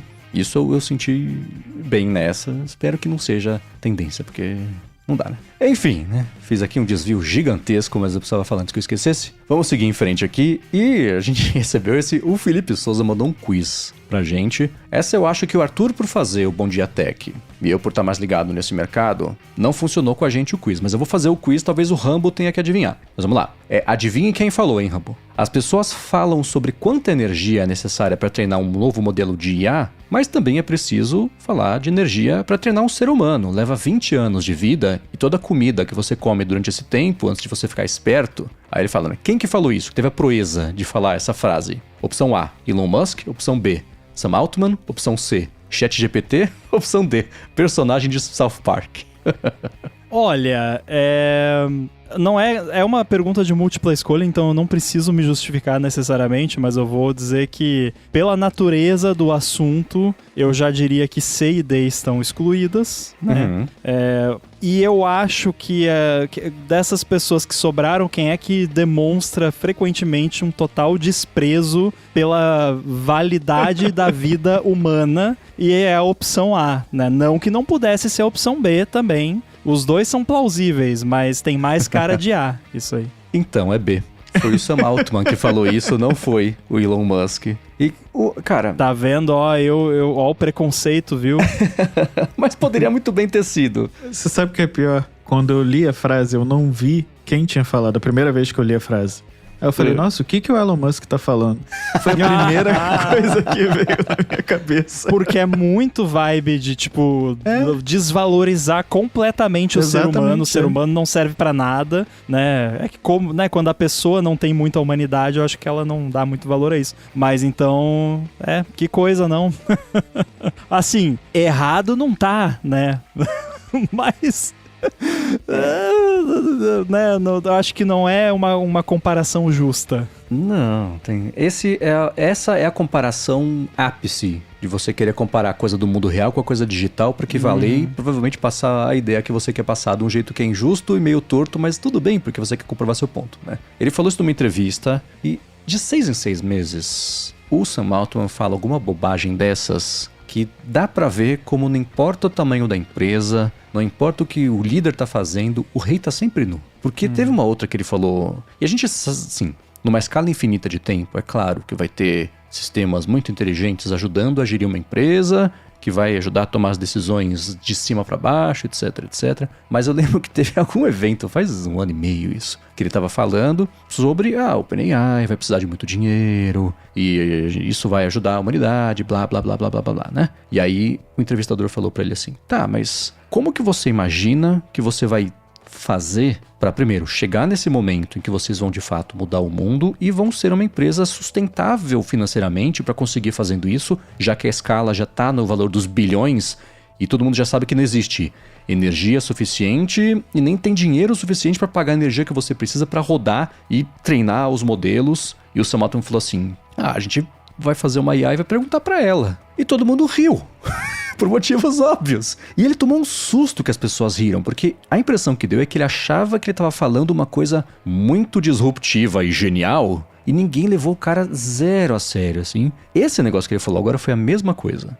Ele dá pra ver que ele tá falando, ele fala, nossa, que nem quando o Mark Zuckerberg falou que ele discordava das pessoas que negavam o Holocausto, mas que ele não ia bloquear mesmo assim, né? Que ele achava que tava fazendo, eu falei, que era um golaço argumentativo. Né? A pessoa acha que tá lacrando. Exato. Não, porque eu sou judeu, mas tudo bem, as pessoas... Sim, ele achou que tava fazendo, nossa, que gênio, que coisa, que modo diferente, desprendido de pensar. Foi a mesma coisa, né? E ele vai falando e vai vendo que não tá landing como ele queria isso assim, e o pessoal, ninguém leva a sério. Então foi isso, né? Se você vê, um ser humano leva muito tempo pra treinar também, né? Porque você precisa de muita energia, quanta água um ser humano gasta, né? Até virar um ser produtivo da sociedade, etc, etc. Essas horas, cara... É esse tipo de coisa que dá munição pra quem já não tá afim de entender o negócio e só quer criticar, né? Tipo o relatório lá de que IA não traz nada de produtividade. Putz... Pra quem leu lá dentro do título, já tá no lucro, mas não importa, porque o lance é pegar o título e mandar pros amigos e falar, tá vendo esse idiota que não presta pra nada? Então essa só ajuda. Enfim, obrigado ao Felipe por ter mandado aqui. Aconteceu exatamente o que eu esperava que acontecesse. Foi um dos idiotas? Não, foi o outro. Não que se ele falasse que era um personagem de South Park também não fosse estranho. E igualmente provável. Quanto mais o mundo evolui, mais ele fica próximo da paródia. Todo mundo, estamos vivendo no Idiocracy. Enfim. Agora eu queria voltar rapidinho àquele assunto sobre a faxina de System Data no Mac, que é um assunto que não morre e que ele tende a pender pro chato, e a gente tá evitando de trazer aqui, mas o Thiago Tossetti mandou uma coisa que foi o seguinte, conversei de novo com o ChatGPT e ele me ajudou bastante. Eu trabalho com marketing, edição de foto, de vídeo e uso o WhatsApp no Mac. E a troca de arquivos com clientes era o principal vilão, no caso dele, que estava com 79 GB que estava acumulado. Aí ele fala, localizei esses arquivos e limpei. Isso também ele falou que limpou o cache dos aplicativos da Adobe, né, de uns apps que ele ainda estava usando mais. A gente estava falando da Adobe aqui antes de gravar, que a Adobe adora entortar o caneco. Ele falou, agora o System Data tá só com 90 GB. Então, missão cumprida. E falou que o Mac tá respirando melhor, né? E eu trouxe esse follow-up dele aqui, porque a gente de tempos em tempos dá essa dica de ir atrás de programas tipo o Daisy Disk. Hoje em dia até o próprio diagnóstico nativo de espaço ocupado do Mac, ele já ajuda bastante a fazer a triagem de coisa que tá perdida, que você não sabe que existe, que tá lá. Você filtra por tamanho de arquivo, independente de onde ele tá, por exemplo, né? Se o aplicativo deixar isso transparente. Não sei se o WhatsApp deixa, mas eu suponho que sim, né? E aí junta uma coisa que eu sempre falei, a não ser que o seu trabalho dependa disso, do Thiago, por exemplo, parece depender. Desliguem o backup do WhatsApp, porque tem tanto lixo que chega todo dia na torneira que você não controla o fluxo, que isso vai acabar ocupando espaço completamente à toa. E em segundo lugar, para quem tem Mac, vai atrás de aplicativo específico de limpeza de espaço, como é o caso do Daisy Disk. Eu adoro o Daisy Disk porque quando você faz o scan do seu disco, ele mostra para você um gráfico que é um gráfico, eu não sei, deve ter um nome esse gráfico, eu não sei, é um gráfico de colunas. É tipo um gráfico de pizza, mas não é exatamente. Isso, são colunas, ao invés de estar reto, tá num arredondado 360. É um gráfico de pizza explodido, né? Porque ele vai explodindo de dentro pra fora. É uma pizza desconstruída. Meio Bauhaus, assim. E o legal dele é isso, ele, ao invés de mostrar só a barra do espaço que cada coisa ocupa, ele vai segmentando essas barras para você ir entendendo por cor, por tamanho, por pasta, pra você ir navegando. E a hora que você clica numa das barras, ele explode essa barra e circularmente mostra agora os arquivos que estão lá dentro. E você vai navegando, vai entrando aí, e aí que você acha umas coisas gigantescas que estão ocupando espaço totalmente à toa. O Decidisk não é o único que faz isso, mas esse, pra mim, foi o que mais encaixou, assim. Uma vez a cada 3 meses eu rodo e o Mac fica até mais leve pra carregar na bolsa, sabe? De tanto lixo que eu consigo tirar dele, porque ele ajuda bastante. Então, pra todo mundo que sofre com isso, tá aqui a dica do Thiago. O WhatsApp Web pode... Web não. O aplicativo do WhatsApp pode ser um dos vilões, mas coisa perdida nos sistemas da Adobe que ele comentou pode ser. E Decidisk ajuda muito a achar. Não tem uma semana que o meu Mac aqui tava com... Ele é de 2 TB, tava com menos de 100 GB de espaço. Eu olhei, ué, que isso? O que tá acontecendo? Abri o Decidisk, fiz, achei um monte de lixo. No momento está com 400 GB sobrando. Eu liberei uns 300 GB de tralha, basicamente. Enfim, developer, né? Aquele lance que eu já falei, arquivo de suporte, de sistema, de não sei o quê, que vai acumulando ao longo... Toda semana sai um beta novo do Xcode, e aí você baixa e atualiza os iPhones e coisa, e já vai mais um monte. Cada semana é 50 GB de tralha. Aí não é difícil chegar nesse ponto. E o Xcode, de vez em quando, ele se perde com os simuladores e aí vai ficando o instalador do simulador ali, os arquivos, né, pra trás e você não acha nunca mais. Então tem isso também. Uma vez a cada 3 meses, mais ou menos, que é a mesma frequência que o Marcos usa o Decidisk, eu vou lá na pasta onde ficam todos os simuladores e apago tudo. Deleto tudo e começo do zero. Porque eu não fico usando o simulador como se fosse o meu iPhone. Então não tem nenhum dado ali que se perder algum problema. Então eu apago tudo e é sempre tipo 100 GB de simulador perdido que ele criou lá para fazer um preview de um negócio e só nessa brincadeira já vai 5 GB. Então o Xcode é muito cumilão de espaço em disco. E se você desenvolve para iOS e usa Cocoa Pods, isso também ajuda. Cocoa Pods é outro que Pra quem explode. não sabe, é tipo o Node Modules. Um gerenciador de bibliotecas antigo ali, que agora já tá migrando para... E pra quem ainda usa SPM. isso, meus pêsames. Ele foi descontinuado, né? Não querendo entrar na parte mais técnica, mas finalmente ele foi descontinuado. Já vai tarde, mas que pena. Boa. E seguindo aqui pra gente finalizar os follow-ups, o Gustavo Nakamura mandou uma dica de um projeto que ele achou bem bacana, já que a gente tá nessa vibe de desenvolvimento. Ele falou: acabei de ver um projeto muito interessante no Hacker News, que é uma reimplementação moderna do Spec Molecule Renderer.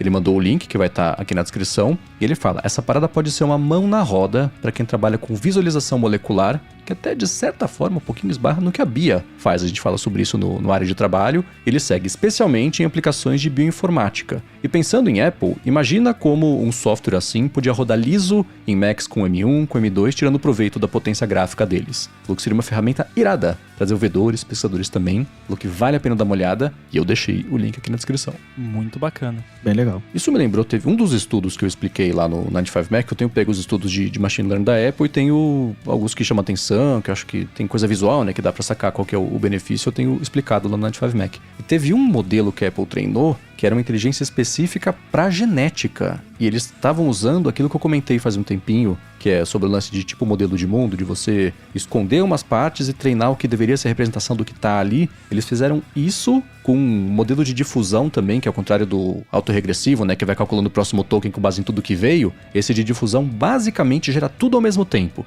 Ele faz passagem, vai tirando o ruído, e foi isso para código genético, o que é muito doido se você for pensar, ainda mais vindo da Apple, né, que zero, assim, né, não tinha nada a ver, mas quem estuda machine learning se interessa pelo machine learning e o assunto do que está sendo estudado ele é quase irrelevante versus do desafio de você tentar melhorar um algoritmo, um processo, né? Você tentar adivinhar o próximo token de uma frase não seria tão diferente de adivinhar o próximo token genético, né? Se você tiver um padrão parecido, tudo bem que é difusão que eu falei, mas ainda assim são métodos diferentes e chegar no mesmo resultado, né? Se achar o jeito mais eficiente possível de tentar prever um resultado de uma coisa que não existe. Para pesquisa médica de saúde genética isso é perfeito, né? Porque você trabalha só com a TCG e as combinações disso e como um interage com o outro, né? E vai sobre estudo de molécula, novos materiais, não precisa ser só de coisa viva, né? Então, Esse que ele mandou aqui, que eu vou deixar na descrição, me lembrou muito esse estudo que tá na cabeça, né, que eu fiz recentemente, assim. Então é bem bacana ver isso acontecendo. Sempre brinco no IA Sob Controle, que época precisa estar vivo, sabe? Pra poder ver essas coisas acontecendo. De que hoje a tecnologia é muito bacana. Daqui a uns tempos você vai mandar o seu DNA lá pra carangueja e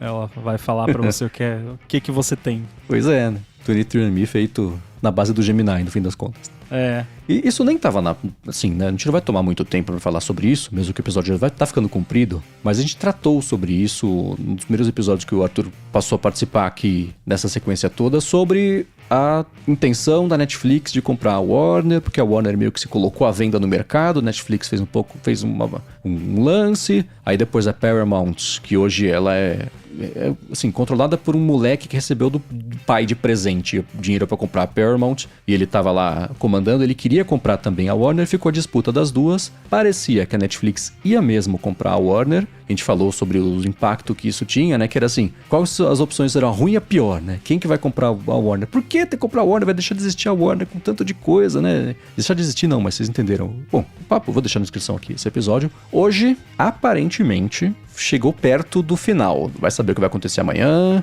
mas depois da Paramount ter feito um lance maior do que a Netflix tinha dado anteriormente, e aí a Netflix tinha 4 dias pra decidir se ela queria ou não dar um lance maior, a Netflix falou, quer saber? Não precisa. Eles desistiram de comprar a Warner, então aparentemente a Paramount vai comprar a Warner. Foi engraçado porque as ações da Netflix subiram 9% depois que ela confirmou que não vai comprar a Warner, porque são 80 bilhões de dólares a mais pra ela gastar em casa, ao invés de fazer uma compra ali. E é claro, né, que eu sei que o Arthur gosta muito desse mercado, do cinema, isso junta um pouquinho de tecnologia também. E aí? Olha, eu até antes de começar aqui o episódio eu falei que eu tava triste, porque, assim, eu já tava triste antes, porque a Netflix tem todo aquele lance do cinema e tal, se os filmes deixariam de passar no cinema, enfim. Só que existia uma esperança de que talvez, né, a Warner continuasse tendo liberdade pra fazer os filmes dela e, inclusive, né,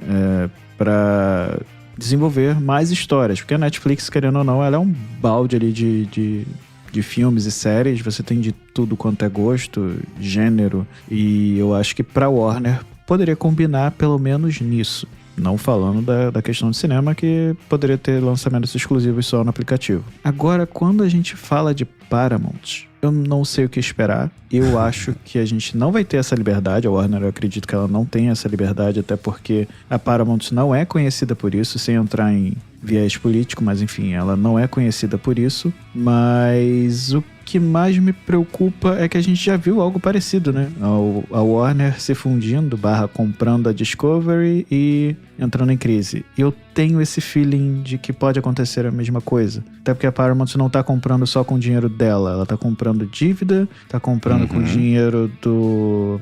Se eu não me engano, eu posso estar falando uma besteira, mas ela usa também dinheiro do fundo árabe, de algum fundo árabe, não me pergunte qual. Então, é muito dinheiro que não é dela para fazer essa compra. Então, para mim, é um pouco estranho. E é muito engraçado, né? Porque o David Zaslav acabou de divulgar, não tem 2 horas, agradecendo, falando que vai ser ótimo, maravilhoso e tudo mais. Só que até 2 semanas atrás ele não recomendava a compra e falava, não, porque é ruim se a Paramount comprar, a gente pode aumentar a nossa dívida, é perigoso, não vão aprovar. Tem toda essa questão ainda, né?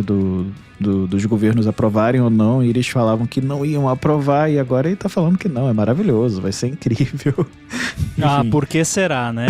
Por que será? Só acho que é 31 dólares por ação, né? Então, é uma grana bem grande, mas, de novo, esse dinheiro tá surgindo do nada para Paramount. Ela acabou de fazer uma aquisição bilionária também da Skydance, então não tá claro como vai ser daqui pra frente. Tá bem estranho, particularmente eu acho bem estranho. E como eu falei, eu não gostei não. Se tivesse que escolher entre as duas, talvez eu ficasse com a Netflix por essa questão da liberdade de criação. Mas, enfim, eu acho bem ruim mesmo pro mercado de Hollywood. Muito do que eu vi sobre toda essa negociação veio das análises do Scott Galloway lá no Pivots. Ele é um cara que é, bom, muito vivido nessa área de investimento e especialmente no mercado de tecnologia, etc. E ele falou algumas coisas que até agora me chamam a atenção. Primeiro, curiosíssimo que a gente não viu nada de reação de grupos como o SAG-AFTRA, como é que chama lá? As coligações e os sindicatos de ator, de diretor e etc. Que a expectativa do mercado é que, com a Paramount controlando, vai ser um banho de sangue de demissões. Sim. Porque a ideia, aparentemente, de como levar um estúdio da Paramount é cortar custos, otimizar outputs e vamos aí. Isso, nessa era, de acordo com o Scott Galloway, significa o quê? Botar IA para fazer as coisas. E tentar ao máximo reduzir a produção. Você pega qualquer filme médio ou grande, você pega a quantidade de pessoas que estão nos créditos, especialmente de áreas digitais, são cidades, né? Isso provavelmente não vai ser assim. Ele falou assim, eu tô surpreso que a gente viu menos reação de susto e de protesto desses tipos de sindicatos. Pode ser que eles estavam esperando para ver para onde o vento ia apontar, para poder aí sim passar a falar. E o que ele comentou é que, por contraponto, a Netflix, apesar de ser uma empresa de internet, né, basicamente de tecnologia, ela parece ter uma reverência um pouco maior ao cinema C maiúsculo, a arte do cinema. Pode ser um pouco porque ela tenta convencer os estúdios e o mercado de que ela é uma empresa de filme de verdade, né? Existe um preconceito enorme de premiação. Netflix tenta, mal nomeada é. A Apple tava começando, comprou um filme e ganhou o Oscar de melhor filme, né? E aí tinha todo esse lance, que assim, a própria academia, né, tem um preconceito muito grande com a Netflix, porque ela, que meio que começou essa bagunça toda, que virou o mercado do cinema, e aí com a MGM sendo vendida depois pra Amazon, e a Apple entrando também, então foi uma coisa meio bagunçada. Aparentemente o pessoal tem um pouco desse preconceito. Agora vai ser engraçado observar. Eles nem assistem os filmes antes de votar. Então tem isso, reclamar do quê? Mas é por isso mesmo, É o preconceito, exatamente o que significa o preconceito, né? Não foi esse ano que, tipo, agora é que instituíram a regra que quem vai avaliar lá os filmes tem que assistir os filmes todos pra avaliar. Que bizarro. Coisa, não? O backlash da compra, da possível compra, que agora não é mais compra, da Netflix foi bem maior, justamente por conta dessa história da janela do cinema, né? Que quando eles falaram que iam comprar, eu lembro que não me lembro se foi o SAG-AFTRA ou se foi algum grupo de cinemas ou, enfim, de estúdios de Hollywood, se não me engano foi isso, reclamou bastante e fez até uma carta aberta para Netflix contra a compra, porque correria o risco dos filmes da Warner não passarem no cinema. Então isso eu lembro bem, porque foi uma briga, assim, na hora, anunciou e apareceu uma carta aberta reclamando, e realmente agora não vi nada, pelo menos até o momento, né? Tem poucas horas também que anunciaram o aumento da oferta. Agora me surpreendeu a reação da Netflix muito rápida, da mesma forma que ela mandou o e-mail avisando que... Teve sim, foi ontem ou anteontem a contraproposta da Paramount.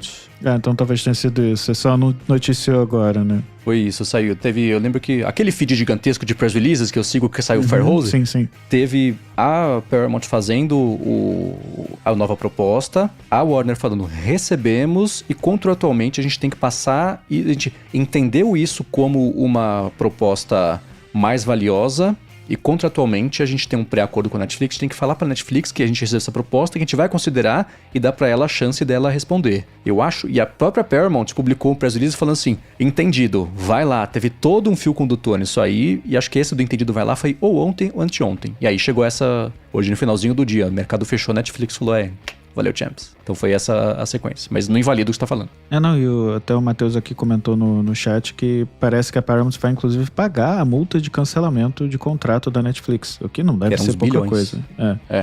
Eram 4 bilhões, uma coisa assim. Então me assusta esse valor tão grande para uma empresa que não é conhecida por ter esses valores. A Paramount nunca foi conhecida por ser uma empresa desse tamanho, em bilhões, enfim. É uma empresa gigante, mas acabou de fazer uma aquisição da Skydance. Isso me assusta.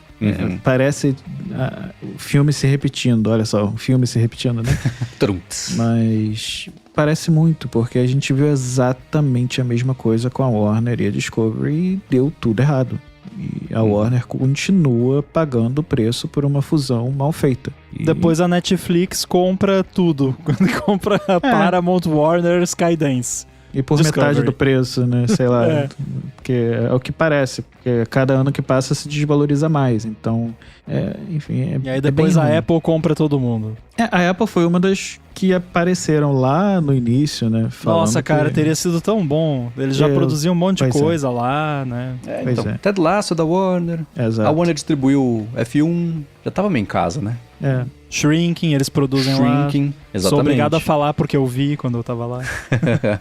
Shrinking é de lá. E não só isso, né? Tudo da HBO, a gente falou sobre CNN. Existe um papo de que isso da CNN... Essa foi uma das condições que o Trump colocou para saber se ia apoiar ou não. É assim, a gente vai querer dar pitaco sobre o que vai acontecer com a CNN. E o pessoal da Paramount é mais chegado, o Ellison lá, que é da Oracle, é muito mais chegado com o governo, então a expectativa é que vai bagunçar bastante a coisa da CNN. Algo super normal numa democracia. Pois nada de estranho. Lembra desse papo? Pois é. Bem então, normal isso. Então isso influenciou também, aí você pensa, essa é uma briga que a Netflix não ia querer se enfiar nisso, falar, então valeu. Mas teve esse aspecto o Last também. Week Tonight, semana que vem, vai ser muito bom. Pois é. Agora, momento bola de cristal rápido. Quanto tempo para surgir de novo aquela notícia anual de que a Apple e a Disney vão se fundir, ou de que a Apple vai comprar a Disney? Daqui a pouco aparece de novo, né? Porque 2 semanas. Agora então... Isso é outra coisa que o Scott Galloway fala bastante.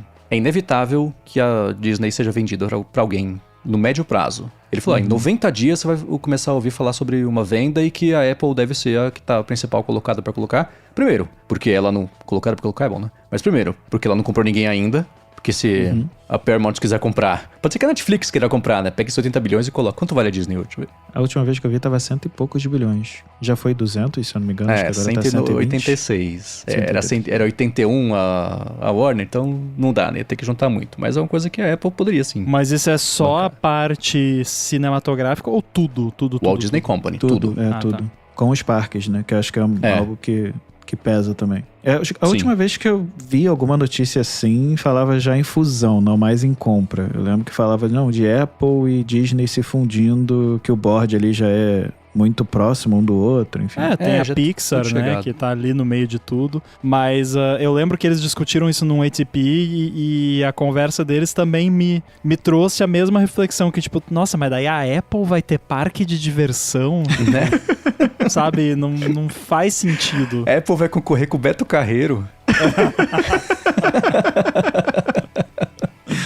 Pelo menos ela vai testar todas as brincadeiras com o wallet no parque, né? Verdade, né? Pois é. Mas, então, eu ainda não tô 100% convencido de que essa história acabou. Porque a gente já viveu o suficiente pra saber que nem quando termina, acaba. Então, daqui a pouco a Warner vai falar que... E ela já falou isso durante... a Paramount não ofereceu garantias suficientes de que esse dinheiro é quente mesmo. Então, mesmo eles oferecendo mais, a gente tá com a Netflix que a gente confia mais. Então, eu acho que vai ter alguma coisa assim. Mas enquanto isso não acontece, eu quero saber o que vocês acharam da tela de privacidade do Samsung Galaxy novo, que eu achei mó legal. Eu curti bastante, acho que foi a única coisa que eu olhei assim e falei, caramba, eu queria isso. Porque eu acompanhei o evento também, né, de lançamento, e eles falaram muito do AI Phone.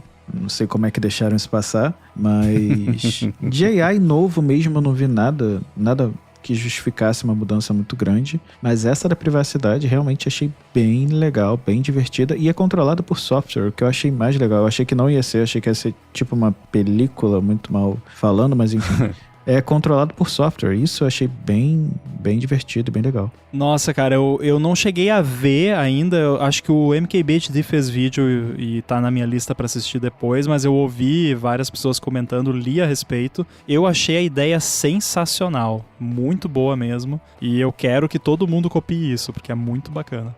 Pra quem não viu do que estamos falando, nessa semana saiu esse anúncio do telefone novo da Samsung, que tem uma das principais coisas é ter essa tela de privacidade. Que ao invés de ter aquela película que é sempre zoada, que estraga completamente a qualidade da imagem, eu acho bizarro que as pessoas têm isso, e algumas engorduram horrores, e fica tudo, né, é ruim. O telefone, o display direto, ele tem ali, nele, uma tecnologia que faz com que fique difícil. Você pode ligar ou desligar e faz com que fica difícil de ver de cima, de baixo, das laterais. Você só consegue ver de frente. E mais do que isso, dá para você configurar para regiões específicas, os elementos específicos da interface fiquem impossíveis de ver de lado enquanto o resto não fica. Então, e no vídeo do Marques Brownlee, a gente vai deixar aqui na descrição, mas dá pra ver bem assim, a hora que liga esse efeito na tela inteira, ela se já vê que muda um pouquinho ali a visibilidade, não fica ruim, mas muda. Fica um pouco mais escuro, a visibilidade das coisas, tudo bem que é do ponto de vista da câmera, que é diferente do olho humano, tem essa diferença. Acho que só ao vivo mesmo dá pra sacar o que tá rolando, né?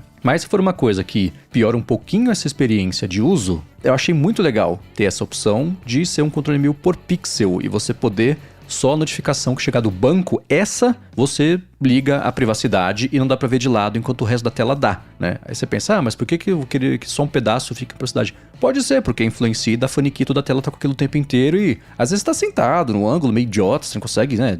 Apoia o telefone na barriga, assim.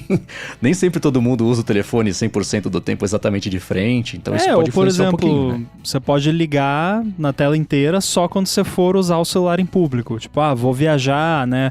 Porque quando você tá no avião, outras pessoas conseguem ver o que você tá fazendo no celular, né, Marcos? Então, tomem cuidado.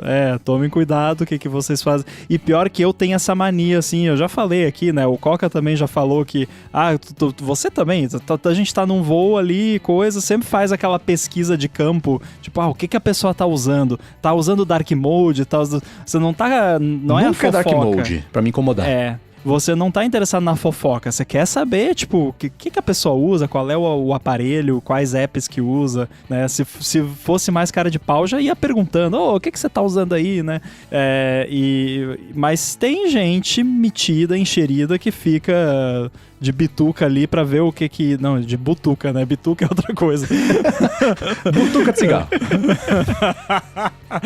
Enfim, que a pessoa fica de butuca ali pra ver o que a pessoa tá fazendo, pra pegar uma mensagem. Eu já vi gente tirando foto e postando na internet, tipo, no Twitter, sei lá, olha aqui o que a pessoa tá... Gente, pelo amor de Deus, não façam isso. Mas enfim, pra ter um pouco de privacidade em público, é bacana. E sendo que a Apple usa displays da Samsung, quem sabe, né? Porque essa é uma feature bem iPhone, assim, né? Mas a Samsung fez aí primeiro, mas a Apple usa os displays deles, então quem sabe rola, né?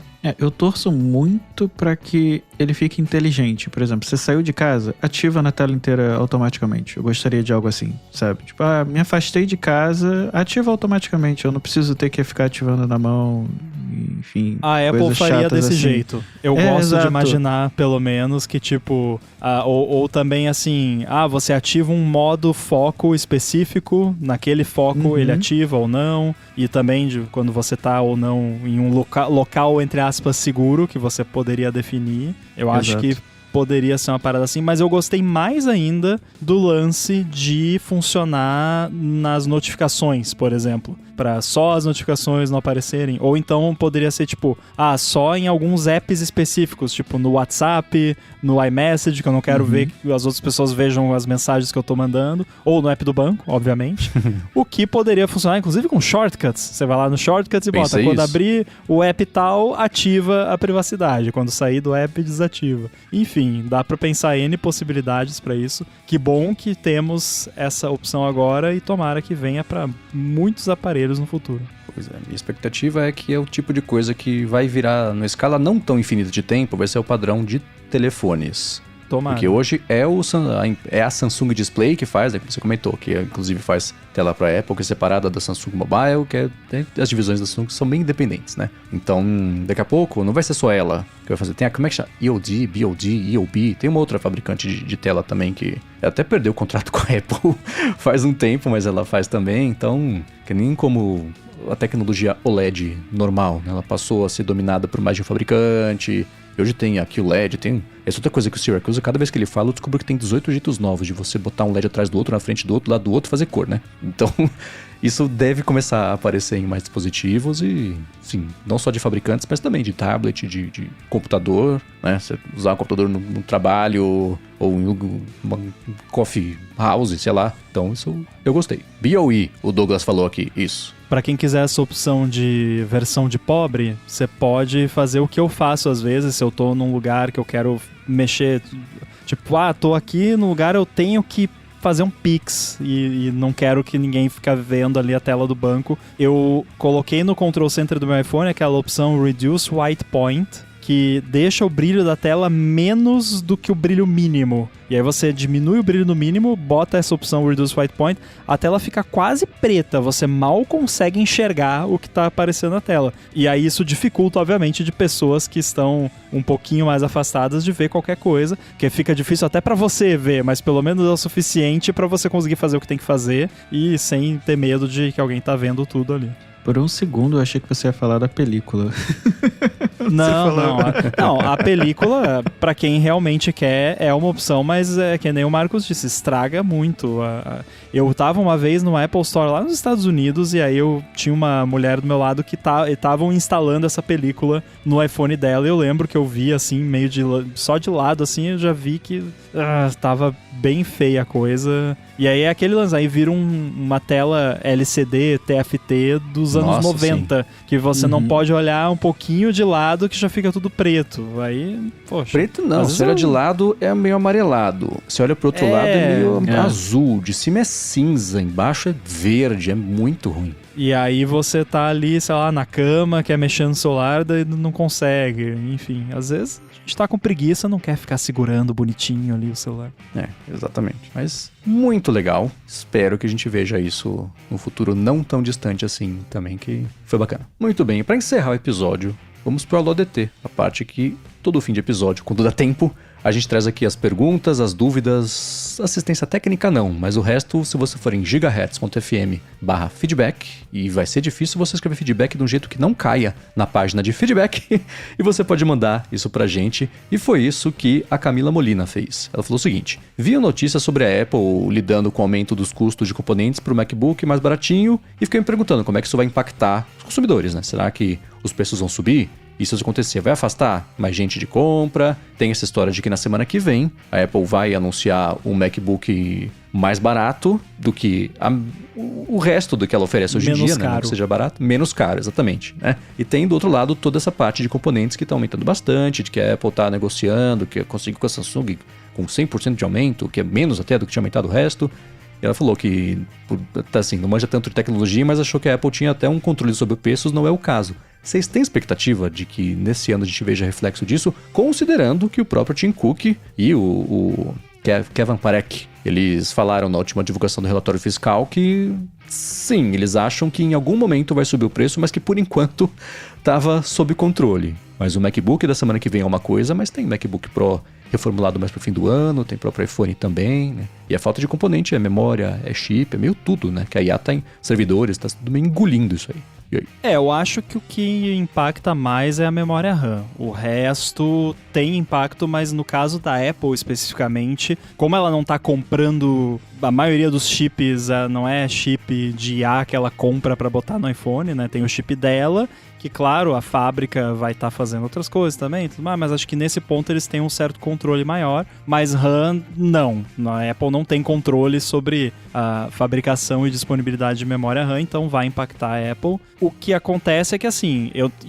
não sou engenheiro de fabricação de chips, sei lá, não entendo de supply chain quase nada, então, né, só tô dando a minha opinião de leigo, mas eu tenho a impressão que a Apple tem uma capacidade monetária de segurar as coisas como estão por um certo tempo, porque a margem de lucro deles é muito grande, muito maior do que a média da indústria, então eles podem se permitir por algum tempo comer um pouquinho para essa margem, embora eles façam isso chorando, mas, né, consegue segurar ali por um tempo, porque a empresa, no geral, não quer aumentar o preço, porque aumenta o preço, muda toda a psicologia de toda uma linha de produtos, às vezes, e, enfim, a Apple, no geral, reajusta preços bem pontualmente. Então, eu acho que eles vão segurar o máximo que der para ver se passa, ver se arruma uma alternativa, ver o que faz. Mas eu acho que do jeito que estão as coisas, vai chegar o momento que vai subir, não vai ter jeito. Mas não vai ser agora, não vai ser nos próximos 3 meses. Eu chutaria até que esse ano, eu acho que nos lançamentos do final do ano dos modelos Pro, porque estão falando que os modelos base talvez sejam lançados agora ainda no primeiro semestre, ainda tem esse rumor, mas enfim, eu acho que para agora também não aumentaria, porque também não sou engenheiro de de preços e nem de estoque de memória RAM, mas o que fala-se é que ela já fez uma compra grande o suficiente para não precisar aumentar o preço, e o que ela não comprou ela ainda consegue absorver o suficiente, até porque a margem de lucro dela em cada iPhone é bem alta, então ela pode absorver esse valor por um tempo antes de aumentar. Eu também acho que não para esse ano, talvez se continuar subindo absurdamente para ano que vem, sim, até porque o SSD também vai começar a ser impactado, então tem esse detalhe. Mas nesse MacBook mais baratinho que a Camila comentou, eu acho que ela vai manter o preço assim mais baixo por um bom tempo. Acho que a ideia dela é realmente um computador com o resto das peças de iPhone e MacBook que ela tiver. Obviamente não é isso, ela não tá pegando ali o que sobrou de iPhone e colocou no MacBook, não, né? Mas são peças que ela já sabe fabricar, que ela já tem ali expertise suficiente para fazer de forma barata. Esse MacBook, a iFixit vai fazer o teardown, aí lá dentro vai ter uma placa lógica de iPhone, que o chip de baseband tá queimado, sei lá. E aí tipo não deu pra fazer um iPhone e fizeram um MacBook. Exato. Então, assim, não é nesse nível, mas ela vai conseguir entregar baratinho, que dizem que é $599, $699. Mas eu acho que o aumento que a gente vai ver talvez seja aqui no Brasil. O Douglas até comentou aqui no chat que era algo que eu ia falar. A gente vai ter possivelmente a gente vai ter um aumento de impostos em cima de celulares de 7,5%. Então, isso eu acredito que a Apple não absorva. Eu acho que ela vai sim repassar pro consumidor. Acabei de falar agora há pouco que no Brasil o imposto só aumenta, nunca diminui. Então, tá aí, ó. Esse com certeza vai ser repassado pro consumidor. Porque celular é um item de luxo, né? Aí tem que cobrar imposto alto mesmo, porque todo mundo sabe que é um item de luxo, ninguém precisa, a pessoa só tem porque é que nem você comprar um diamante. Tem que tacar imposto mesmo, 100%. Inclusive a Samsung já aumentou, né? Esses modelos lançados agora, com exceção do base, já aumentou de preço. A partir do de 512, se eu não me engano, já sofreram um reajustezinho de 400, 500, 600 reais, dependendo do modelo. Então, acho que para nós brasileiros, sim, a gente vai ter um aumento até o final do ano, muito em breve, na real. Mas, se pensar de forma geral, não por causa da RAM ou do SSD. Agora, a gente falou da semana que vem, talvez tenha gente se perguntando, e o bola de cristal do evento da Apple? Não vai ter evento, então não vai ter bola de cristal, porque não é um evento, é uma experiência. Experiência especial. E aí o Tim Cook confirmou já que começa na segunda-feira, mas o evento / experiência é na quarta, né? É isso. Então, e além de ser na quarta-feira, é ao mesmo tempo ao redor do mundo e vai começar às 10 da noite na China, que é muito engraçado. Pois é, então sei lá, é bem curioso, né, que ele deu a entender que vai ser uma semana de lançamentos que vai começar na segunda-feira e o tweet dele é só, tipo, uma textura de alumínio, pelo que eu entendi, parece, sei lá. Ficou bonitinho, é um vídeo que é um vídeo? Eu só vi a imagem estática. Eu não tenho certeza se é stop motion, mas pensa em stop motion da TV Cultura. Assim, vem alguém, passa a mão por cima de uma textura, aí aparece como se fosse pensa no logo da Apple, sem a mordida, sem a bundinha embaixo e sem aquele pedaço também côncavo em cima. Então é um blobzinho assim. Aí a pessoa vai com o dedo, aí amassa, aí ela passa o dedão em cima, aparece a folhinha da maçã, aí ela dá um peteleco, aí tem a mordida, ficou bonitinho, assim, né? Então o novo MacBook, o case dele é feito na impressora 3D. Tá aí, ó. É isso que esse vídeo quer dizer. Já matei a charada aqui. Bola de cristal de Good. Bola de Good, exato. Mas o que mais que vai ser isso? O iPhone 17e? iPhone 17e, iPad atualizado por dentro. Nada, só. Né? Ninguém liga. Não. E o MacBook coloridinho com chip de iPhone. E aí o evento na quarta-feira deve ser para o anúncio do Mac colorido, porque aí vale hands-on, aí vai chamar atenção, então... Nossa, isso vai ser tão bonitinho, a gente vai querer tanto, quer ver? Olha, depende. Uma outra coisa que eu pensei é que a gente sempre converte o preço em dólar 10 vezes pro Brasil, né? Eu não costumo falar de preço Brasil, a gente não costuma falar aqui no podcast, mas nesse caso, se ele for lançado a $699, ele viria pra cá a R$6.999, o que para um MacBook é um preço impressionante, no mínimo, e de forma oficial pela Apple. Um MacBook pé de boi, né? Sem mas nada. Assim, pelado. Pra quem tá começando, talvez, não sei, acho que é interessante. É o preço de um Mac Mini, acho que é mais ou menos isso, né? Então, é interessante. Eu acho que mesmo pro Brasil, pra quem quer muito um MacBook, acho que vale a pena, talvez. Só pra deixar claro, a questão da impressão 3D era brincadeira, tá? O Douglas aqui parece que acreditou na minha... Não, eu não acredito que é isso. Eles fizeram só Apple Watch, né? Uma partezinha lá do Apple Watch com um negócio de impressão 3D de alumínio, que é uma parada bizarra. Mas eu tô bem curioso, porque eles... Teve aquele MacBook de 12 polegadas, na época do Intel ainda, o que é bizarro, que era obviamente uma porcaria, porque era Intel, e aí eles trouxeram o Apple Silicon e fizeram Macs excelentes e tudo mais, mas não ousaram dessa forma, tipo, vamos fazer aqui o menor, mais fininho, mais maravilhoso possível, graças ao chip que permite esse form factor. Então tô curioso, vai ser o iPhone Air dos Macs, talvez, né? Talvez fracasse tanto quanto, né? Mas acho que não. Acho que por ser um MacBook por um preço mais acessível, pode ser que dê bom. Ainda mais por ser coloridinho. E tem um lance de que ele vai ter uma versão específica para educação, que vai ter um preço específico, um armazenamento específico. Vai ser o Chromebook da Apple com preço de Apple, mas com... entre uma coisa e outra. Né? É engraçado, né? Porque o netbook... Tudo bem que o mundo era outro, é diferente, mas eu só ouvi netbook em contexto de crítica na história da minha vida, inclusive da Apple, quando apresentaram o iPad. Que o Steve Jobs falou, tem o telefone, tem o computador, tem uma coisa no meio do caminho, o netbook é uma porcaria, então tá aqui o computador sem teclado. Então era mais ou menos a proposta, era essa, né? Mas sendo pra escola com preço diferenciado e aproveitando os descontos escolares da Apple mesmo, aí pode ficar de fato preço próximo de um Chromebook lá fora, que não é blá blá blá. Mas vamos ver como é que ela vai explicar essa história específica, que pode ser interessante também. E sobre as cores, só vendo ao vivo, né? Porque se me contassem das cores do iMac, eu ia achar mó legal. Hoje eu olho e tenho refluxo. Tem que ter cor mesmo, né? Exato. Não não vai ter.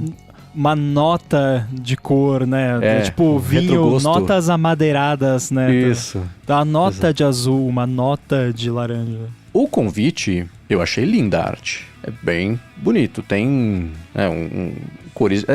É pra ser textura de vidro. Não sei se é pra ser liquid glass. Não é liquid, é só glass. Então é bonitinho, tem a refração da luz, etc, etc. Próprio logo. E eles, por ser uma coisa circular, e aí você... um acima do outro, ele vai formando o logotipo da Apple, uma coisa orgânica. Não é exatamente o Mac, né? Mas, se a Apple fizer direito, pode ser bacana. Vou comprar? Difícil. Mas vou ficar feliz que existe? É claro que sim. Vamos ver. Eu tô curioso pra ver o Black, ela vai falar de performance, porque ele tá mais pra um M1 do que qualquer outra coisa. Vai comparar com o Intel e com só se for, notebooks de novo, né? da concorrência. De novo. Talvez vai comparar até com o iPad, iPhone, porque por ser um form factor maior, mesmo sendo o mesmo chip, vai rodar mais rápido, enfim. Eles dão um jeito. E seguindo aqui com as perguntas, quem também mandou pra gente no gigahertz.fm/feedback foi o Daniel. Falou assim, já que vocês querem que sejamos sucintos, um comentário bem numerado e passivo-agressivo, eu achei, sobre a gente falar pro pessoal ser sucinto aqui nos follow-ups, tá? Tô brincando, Daniel.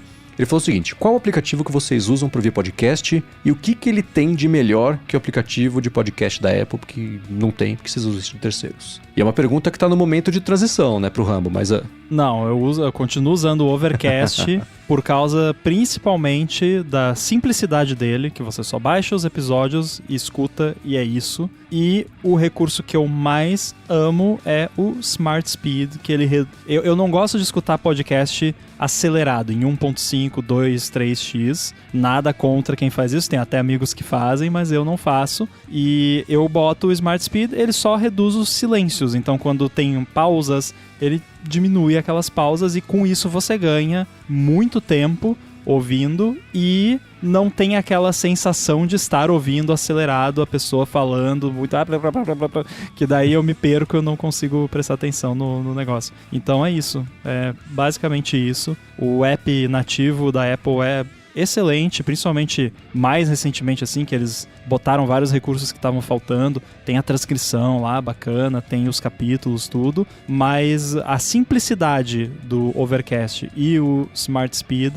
me fazem continuar nele. O da Apple, eu não gosto da navegação nele, que ele é aquele lance muito focado em galeria, em mostrar pra você todo o conteúdo. Eu não quero, eu só quero os podcasts que eu já assino numa lista em ordem cronológica. Só, não quero mais nada. Então por isso que eu continuo com o Overcast. Eu tava usando o Loop, que a gente até comentou agora há pouco. Eu usei bastante, só que eu voltei a usar o Overcast por causa do Apple Watch. Eu tenho saído para correr só com o Apple Watch e vou escutando podcast nele. E eu criei uma playlist fixa ali de download de alguns episódios. Eu tenho ouvido muito os episódios antigos de RPG do Jovem Nerd. Então são episódios de 3, 4 horas de duração. E aí eu baixo eles pro Apple Watch e vou ouvindo durante a corrida particionado, né? Em várias corridas. Então, por causa disso, eu voltei a usar o Overcast, que eu acho que ele funciona bem com esse download e no Apple Watch, mas eu tô alternando entre os dois ali, entre o Loop e o Overcast. Tem um joguinho ainda pra você ficar jogando no Apple Watch enquanto baixa? Antes de sair pra correr, eu olho pra ver se baixou direitinho ou não, e aí eu fico às vezes ali jogando, brincando com... É o joguinho daquela bolinha, né, que você tem que... É o Breakout. Breakout. Isso, exato. Só que é a bolinha que você tem a base, que ela vai quicando pra cima e pra baixo, e você tem que bater nos tijolinhos, só que os tijolinhos são as capas dos podcasts que você assina, e que é muito divertido. É bem divertido. E mexe com a Digital Crown, né? Sim. Então é bem legal. E pra mim também, eu uso o Overcast desde o primeiro minuto que ele ficou disponível e nunca mais saí dele, que pra mim é a mesma coisa... Eu sinto que o Apple Podcasts, ele quer mostrar como ele é legal, bonito, bem feito, cheio de opção. Eu só quero escutar o podcast. Então é difícil, né? Ele tem muita navegação, ele é um aplicativo de banco. Eu quero só uma lista e um play e um pause. E só. Então eu gosto do Overcast por causa disso. Ele é muito mais simples. Ficou mais complicado. Hoje eu sinto que ele tem 6 jeitos diferentes de mostrar a mesma coisa. Mas ainda assim é só usar um deles e eu tô feliz. E eu escuto acelerado por podcast, dependendo da velocidade que a pessoa já fala. Eu fico entre 2 e o 3x. E além disso, dessa aceleração nativa dele, também tem o lance do cumprimentar silêncios. Então ele já pula uns pedacinhos disso. E ele próprio tem uma aceleração dinâmica da voz, dependendo do ritmo que a pessoa estiver falando, para conseguir acelerar um pouquinho, sem ficar nem robótico e nem artificial, né? Então, eu gosto muito dele por causa disso, e é uma coisa que o Mark Arment já passou muito tempo mexendo, ele segue mexendo até hoje, né? Então, ele debruçou ali legal e funciona direitinho, não tem artefato de aceleração, nada, parece só que a pessoa fala rápido. Então, isso é bacana, então pra mim é isso, eu sei que vai muito de como é que ele encaixa na cabeça de cada um, o aplicativo de qualquer coisa, né? E de podcast não seria diferente. Eu sinto falta de algumas coisas nele, e o Mark Arment, ele reduziu o foco no Overcast conforme a vida dele foi evoluindo. Ele tem hoje um pub, então ele tá dividindo muito o tempo dele. Acho que o aplicativo tá numa... Ele tá falando de fazer aplicativo novo, então o Overcast tá ali num... Mas aí é com o IA, então não ocupa tanto tempo dele, né? Mas não, teve um outro que ele falou no Member Special, que ele tava a fim de fazer uma outra coisa, que eu não vou estragar o que foi, afinal tava no meio... Verdade. Mas eu tava olhando aqui, o Smart Speed já me salvou 987 horas. Nossa, então... Que tem esses stats ali, então vale a pena. Eu vou caçar aqui, mas eu lembro que por algum isso motivo... ao longo de mais de uma década, né? Então, né? Mas eu lembro que por algum motivo o meu zerou depois de um tempo, na época de passar de beta pra release final, vai e volta. Hoje não é mais assim, mas antes era. Eu vou caçar aqui. 886 horas, então você ganhou de mim. Mas eu sinto falta de colocar umas coisinhas como... um jeito de recuperar melhor, e isso é hoje que dá pra fazer, hoje em dia, né, com IA, etc, ou de transcrição, que eu sei que é difícil, porque como é que ele vai fazer? Todo o telefone vai transcrever o mesmo episódio, só pra ser local? Vai ser uma coisa de nuvem? Ele não quer ter isso no servidor dele, porque transcrever todos os episódios da Terra e ocupar um pouco de espaço, de GPU, ia gastar muita água, eu sei que é difícil, mas seria legal ter algumas coisas assim, né? Checkbox nos capítulos. Isso eu acho que ele não vai colocar porque é karma de... Não, mas ele mencionou isso no ATP em algum momento. Eu lembro dele ter mencionado que ele falou um monte de coisa que ele queria há muito tempo já fazer, e que aí, graças à rearquitetação que ele fez, ele ia finalmente poder fazer. Mas eu acho que não tem problema, que é que nem eu falei lá, não é um adblock de podcast, é só... Mas é, porque né? mas é que você vai lá e você tem que desmarcar manualmente. Igual eu tenho que pular o capítulo manualmente, então tanto isso. faz. Capítulo skip, isso é só o jumper de anúncio, todo mundo sabe. Do mesmo no final, a gente sempre, né, todo mundo que faz podcast com capítulo com anúncio faz isso. Bota o capítulo no finalzinho do anúncio pra pessoa pegar ainda o call to action se pular pelo capítulo. Então, tá tudo bem. Né?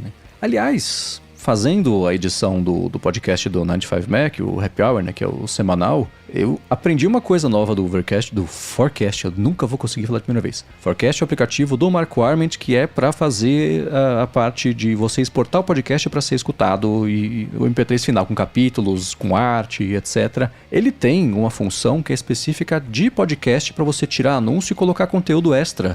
E você marca ali na sintaxe se é qual que é o que você usa. Então, se for sponsor 2 pontos, ele marca até com uma cor diferente, acho que é um verdinho, um vermelhinho, não sei. E aí você pode exportar a versão com anúncio e sem anúncio, a versão de quem é pago ou quem não é. Automático isso, ao invés de você ter que exportar de fato, com a pata, 2 arquivos separados, ele já faz sozinho. Achei bacana. Ele exporta até o segmento só com anúncio, assim, que eu não sei pra que isso seria usado, mas dá pra usar também. Então, é pra review legal. do anunciante. Faz sentido. Faz sentido. Aí, ó, Arthur, anota aí pro seu aplicativo lá que você tá fazendo. Eu explico melhor depois, que eu fiz um péssimo trabalho de explicar, mas só pra mostrar que existe. Então o Overcast pra mim é... E eu tentei uma época o Castro. O Castro não existe mais, né? Ou existe? Excelente pergunta. Ele foi comprado, não foi a Bending Spoons que comprou, sei lá.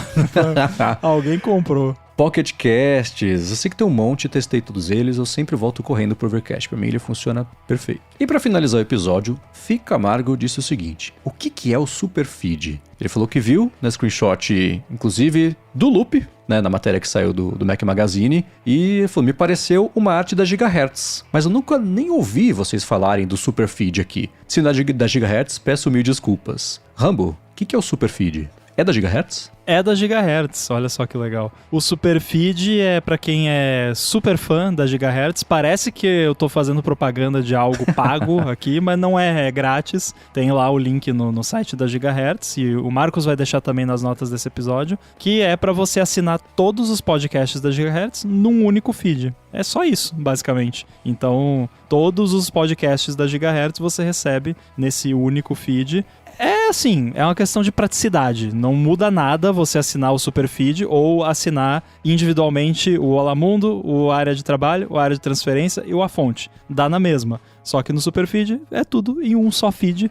Eu assino todos porque eu tenho que testar, então toda vez que sai um episódio novo da Gigahertz, o Overcast baixa 2 episódios, baixa o do Superfeed e o, mas é tudo igual. Então, pra quem ouve todos os podcasts e não quer se dar o trabalho de assinar um feed de cada vez, assina só o Superfeed e tá resolvido. É isso. Muito bem, quero agradecer a vocês que deixam os reviews, as avaliações, quem recomenda o ADT, quem escuta no Superfeed, quem escuta no feed normal, quem escuta na edição sem edição, porque vai em gigahertz.fm/apoio. Obrigado em especial a vocês. Agradecer a Firmou Consultoria pelo patrocínio, Eduardo Garcia pela edição do podcast. Os links vão estar em gigahertz.fm/adt/467 ou no seu player de podcasts, se ele tiver suporte a links de notas. Hoje acho que todos têm, né? E eu quero agradecer também ao Rambo e Arthur pela co-apresentação de mais um episódio. Valeu, eu tô lá no mastodon.social, @inside e apresento também o Olá Mundo aqui na Gigahertz. Eu que agradeço. Para falar comigo é só me procurar no @Arthur_Gvigir no Instagram ou no Threads e às terças e quintas-feiras lá no Bom Dia Tech. Boa, para falar comigo, MVC Mendes, lá no Instagram e no Threads. Apresento por aqui o Área de Trabalho e também o A Fonte. Apresento para a Lura o IA Sob Controle e os textos estão no 95 Mac. Obrigado mais uma vez pela audiência de vocês. Tudo dito e posto, a gente volta na semana que vem. Valeu! Até!